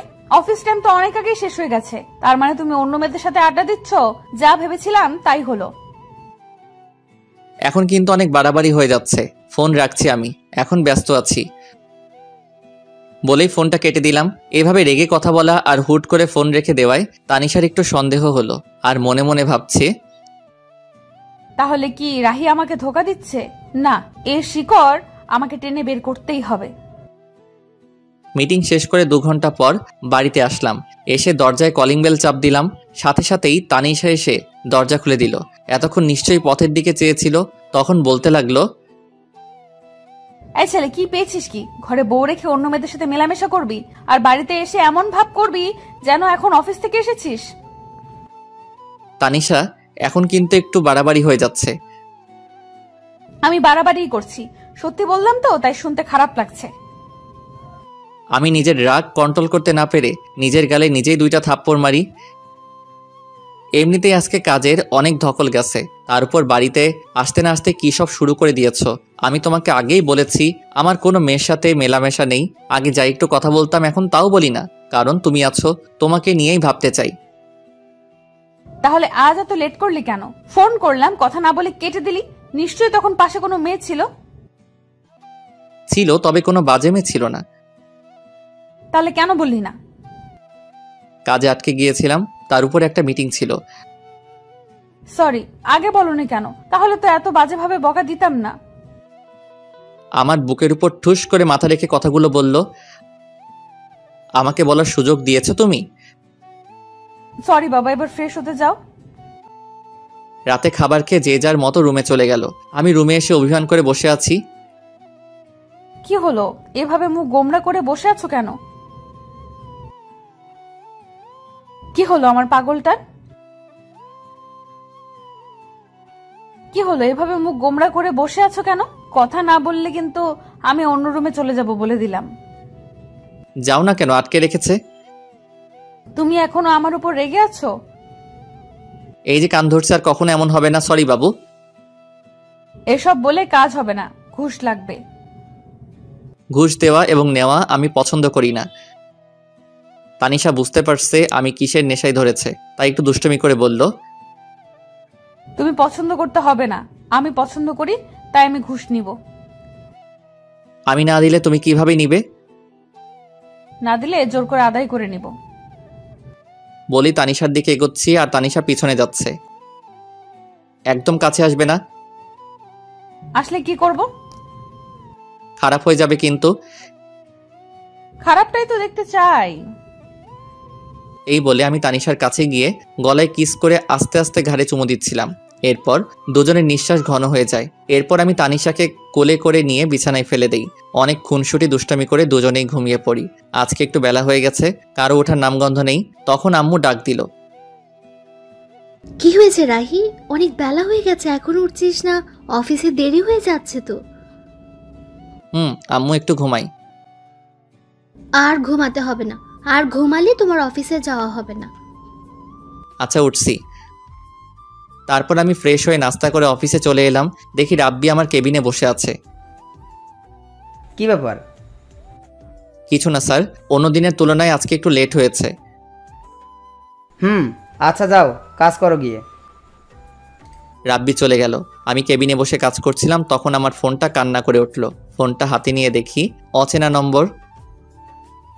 খুব বিজি, আমাকে একটু সময় দিতে পারো না? আপনি কোথাও ভুল করছেন, আমি আপনাকে চিনি না, আর নাম্বারটাও কোনোদিন দেখিনি। ও, এখন তো মনে থাকবেই না। বিয়ের আগে কত কিছু করেছো, বিয়ে করার সাথে সাথে সব শেষ। আপনি কে বলুন তো? বলবো না। ওকে বাই, আমি ফোন রেখে দিলাম। এই না না, বলছি। আজ আম্মুর কাছ থেকে নতুন সিম নিয়েছি তোমার সাথে দুষ্টমি করব বলে। তাই তো, কি করেছে আমার বাবুটা? কথা বলছি জনাব, তুমি কি করছো? একটা মেয়ের কোলে মাথা রেখে শুয়ে আছি। কি বললি তুই হারামি? লুচ্চা বেটা, তোর সাথে কোনো কথা নাই। তুই কোনো দিন আমাকে বউ বলবি না। তানিশা ফোন রেখে দিল। আমি হাসতেছি, কেমন বোকা বানিয়ে দিলাম তানিশাকে। একটু পর আম্মুর ফোন এলো। হ্যালো আম্মু, বলো। অসময়ে ফোন দিলা যে, কি কিছু হয়েছে? কিছু হয়নি, কিন্তু হঠাৎ তানিশা কেমন যেন করছে। ওর আচরণ আমার মোটেও ভালো লাগছে না। কেন আম্মু, কি হয়েছে? একটু আগে তোর সাথে কথা বললো, তারপর কি হলো না হলো কিছুই জানি না। আর শুধু কান্না করছে আর বলছে আমি এখানে থাকবো না আম্মু, তোমার ছেলে একটু ভালোবাসে না আমায়, আমি চলে যাব। ও এমনি ঠিক হয়ে যাবে আম্মু, তুমি চিন্তা করো না। তুই কি এমন বলেছিস যে এমন আচরণ করছে? আম্মু বাসায় গিয়ে সব বলবো, আর তুমি এসব নিয়ে একটু চিন্তা করো না। ফোন রেখে দেওয়ার পর থেকে কিছুই ভালো লাগছে না। ওর সাথে এমন দুষ্টমি না করলেও পারতাম। মেয়েটা এমন কেন? আমি বললাম আরও বিশ্বাস করে নিল। আজকে একটু তাড়াতাড়ি বাড়িতে ফিরলাম। বাড়িতে এসে তানিশাকে কোথাও দেখতে পাচ্ছি না। তানিশার কোনো সারা শব্দ নেই, তাই আম্মুকে বললাম, আম্মু আম্মু। কি হয়েছে? বাড়িতে এসে এভাবে চিল্লাচিল্লি করছিস কেন? আম্মু তানিশা কই? কখন থেকে ডাকছি, কোনো সারা শব্দ নেই। তানিশা ওর বাড়িতে চলে গেছে। আমি বললাম কি হয়েছে, আমার কথা না শুনে হন হন করে ব্যাগ নিয়ে চলে গেল। আমার এখন একদম ভালো লাগছে না তানিশা যাওয়ার পর থেকে। ঘরটা কেমন যেন হয়ে গেছে। তুই গিয়ে তাড়াতাড়ি তানিশাকে নিয়ে আয়। আম্মু অনেক রাত হয়েছে, এখন তুমি শুয়ে পড়ো, আমি আসছি। বলেই বাইক নিয়ে শ্বশুরবাড়ির উদ্দেশ্যে রওনা দিলাম। বেশি দূরের পথ না। শ্বশুরবাড়ি এসে দরজায় কলিং বেল দিতে লাগলাম। কিছুক্ষণ পর তানিশা এসে দরজা খুলে দিল। কি হয়েছে? এভাবে চিল্লাচিল্লি করছেন কেন? এটা কোনো মাছের হাট না যে এভাবে চিল্লাচিল্লি করবেন। তুমি এভাবে চলে এলে কেন? জানো না আম্মু তোমাকে ছাড়া থাকতে পারে না, সাথে আমিও। ঢং করা লাগবে না। যেখানে আমার কোনো মূল্য নেই সেখানে আমি থেকে কি করব? মানে? অফিসে যাওয়ার নাম বলে অন্য মেয়েদের সাথে থাকবে, সন্ধ্যা হলে বাসায় ফিরবে, তার কাছে আমি কিভাবে থাকবো? তানিশা চোখ মুখ লাল হয়ে আছে, মনে হয় অনেক কান্না করছে। কান্না করারই কথা, যে কথা বলেছি। আরে আমি তো মজা করে বলেছিলাম, আর আমি তো তখন তোমার সাথেই কথা বলছিলাম। বিশ্বাস না হলে অফিসে খোঁজ নিয়ে দেখো। আমি কোনো খোঁজ নিতে যাব না, আমার কোনো দরকার নেই। আপনি এখান থেকে চলে যান। আপনার মতো লোকের সাথে আমি সংসার করব না। বলেই মুখের উপর দরজা লাগিয়ে দিল। কি রে, তোমাদের আবার ঝগড়া হয়েছে? ওই বেটা বদের হাড্ডি সব সময় আমাদের সাথে লেগে থাকে। তবুও তো তোকে অনেক ভালোবাসে। রাগ করে এখন যে এলি, কিভাবে থাকবি এখন? সত্যি তো আম্মু, আমার এখন ভালো লাগছে না। কেন যে ওকে রাগে তাড়িয়ে দিলাম। ওকে ফোন দে। আমি পারবো না আম্মু, তুমি দাও। আমি কেন দিব? তোর জামাই, তুই ফোন দে। তানিশা একটু ভয়ে ভয়ে আমাকে ফোন দিল। হঠাৎ আমার ফোনটা বেজে উঠল। পকেট থেকে ফোনটা বের করে দেখি তানিশা ফোন দিয়েছে, তাই একটু দেরি না করে ফোন রিসিভ করলাম। হ্যালো তানিশা। কেউ যদি আমাকে ভালোবেসে থাকে তাহলে এসে নিয়ে যেতে পারে। এইটুকু বলেই ফোনটা কেটে দেয়। বুঝতে পারলাম পাগলিটার রাগ কমেছে, তাই দেরি না করে ওকে নিতে চলে এলাম। এসে দেখি ও রেডি। চাচিকে না মানে শাশুড়ি মাকে বলে নিয়ে আসলাম। রাস্তায় আমার সাথে একবারও কথা বলেনি, তাই আমি আগে বলি সরি। তুমি এতটা রাগ করবে বুঝতে পারিনি। আমি তো এমনি মজা করে কথাটা বলেছিলাম। তুমি জানো না আমি তোমাকে কতটা ভালোবাসি। এসব বললে আমার কষ্ট হবে না? সরি, আর কখনো এমন বলবো না। এবার প্লিজ একটু হাসো। হয়েছে? এই তো আমার লক্ষ্মী বউ। বাসায় আসতে আম্মু তানিশাকে দেখে বলতে থাকে, কি রে মা, রাগ করে এভাবে এখান থেকে চলে গিয়েছিলি কেন? জানিস না তোকে ছাড়া এখন এই বাড়িটা ফাঁকা ফাঁকা লাগে? আর যাব না আম্মু, তোমার ছেলেকে বলো আমার সাথে যেন না লাগে। রাহি, তুই সবসময় আমার মেয়েটার পেছনে লেগে থাকিস কেন? তানিশা, তোর সাথে আর এমন করলে আমাকে বলবি, তখন মজা দেখাবো হারামজাদাকে। ওকে। রাতে খাবার খেয়ে ঘুমানোর সময় ঘটলো বিপত্তি। তুই বিছানায় ঘুমাবি না। আজব তো, কেন? আমি বলছি তাই। সব তো ঠিক হয়ে গেল, কিন্তু এখন আমার কি? কিচ্ছু ঠিক হয়নি। আমাকে কষ্ট দেওয়ার ফল। যতদিন না আমি বলবো ততদিন তুই নিচেই ঘুমাবি। এটা কেমন কথা? ওই আমার সোনাটা, বাবুটা। না, তুই একদম এসব বলে ডাকবি না। আমি তোর কেউ না। ও বউ। কে তোর বউ? তুমি আমার কিউট সোনা বউ। আমি তোর বউ না।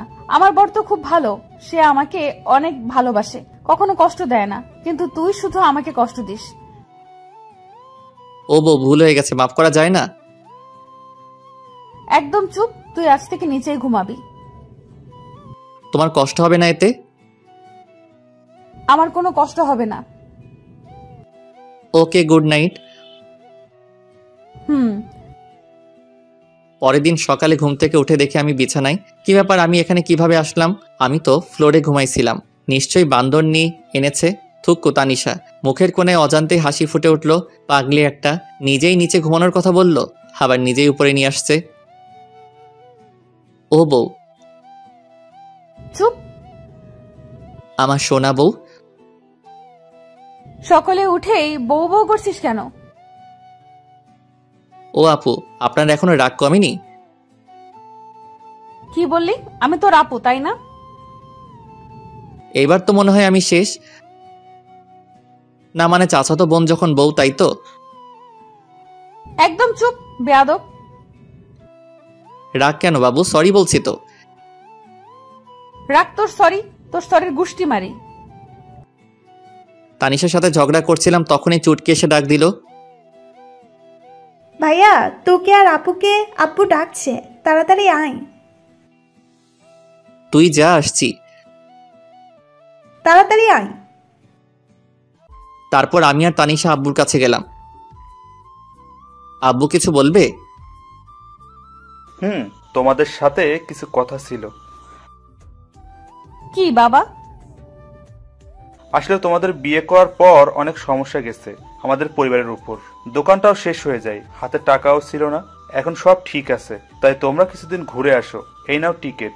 কক্সবাজারে আমার সব ব্যবস্থা করা আছে। আচ্ছা আব্বু, আমি তো মহা খুশি। পরের দিন আমরা কক্সবাজারের উদ্দেশ্যে রওনা দেই। ওখানে পৌঁছাতে অনেক সময় লাগে, তাই আমরা সোজা হোটেলে চলে যাই। তারপর ফ্রেশ হয়ে খাবার খেয়ে রেস্ট নেই, কারণ অনেকটা পথ জার্নি করে এসেছি। পরের দিন ঘুম থেকে উঠে আমি ফ্রেশ হওয়ার জন্য ওয়াশরুমে যাই। গিয়ে দেখি তানিশা গোসল করছে। আমাকে দেখে চিৎকার করে ওঠে, আসার সময় নক করবি তো? আমি কিভাবে জানবো তুমি ভিতরে? আর দরজা নক করো নাই কেন? তুই ঘুমিয়েছিলি তাই নক করি নাই। ও, বের হ এখন। কেন, আমি থাকলে প্রবলেম কি? যেতে বলছি যা।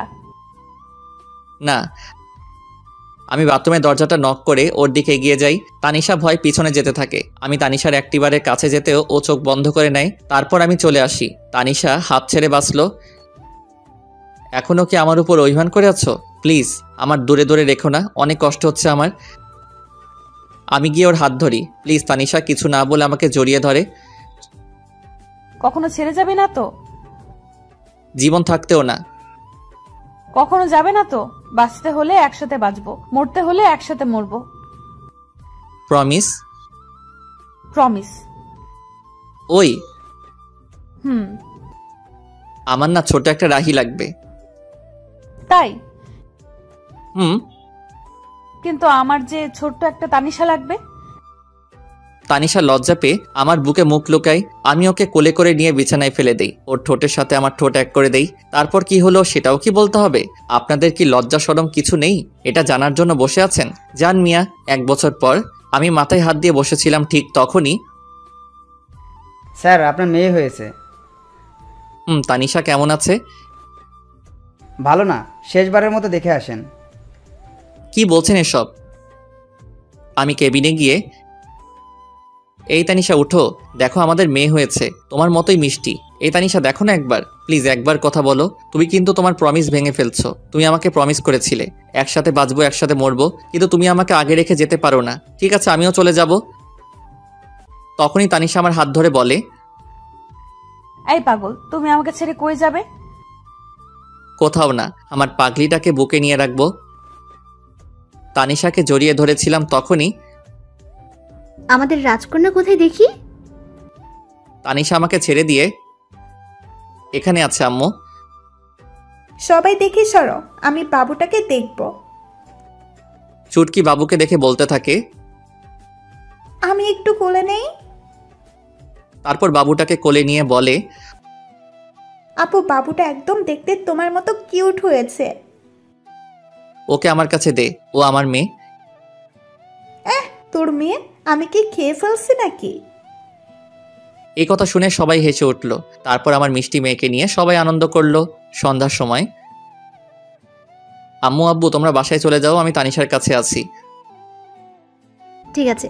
আমরা এখন আসি, কিছুক্ষণ পরে খাবার নিয়ে আসবো। আচ্ছা। তখন তানিশা বলল, রাহি এদিকে এসো। বলুন মহারানী। এখানে এসে বসো। তাহলে তোমার মিষ্টিটা দাও। দেখছে তো। কে দেখছে?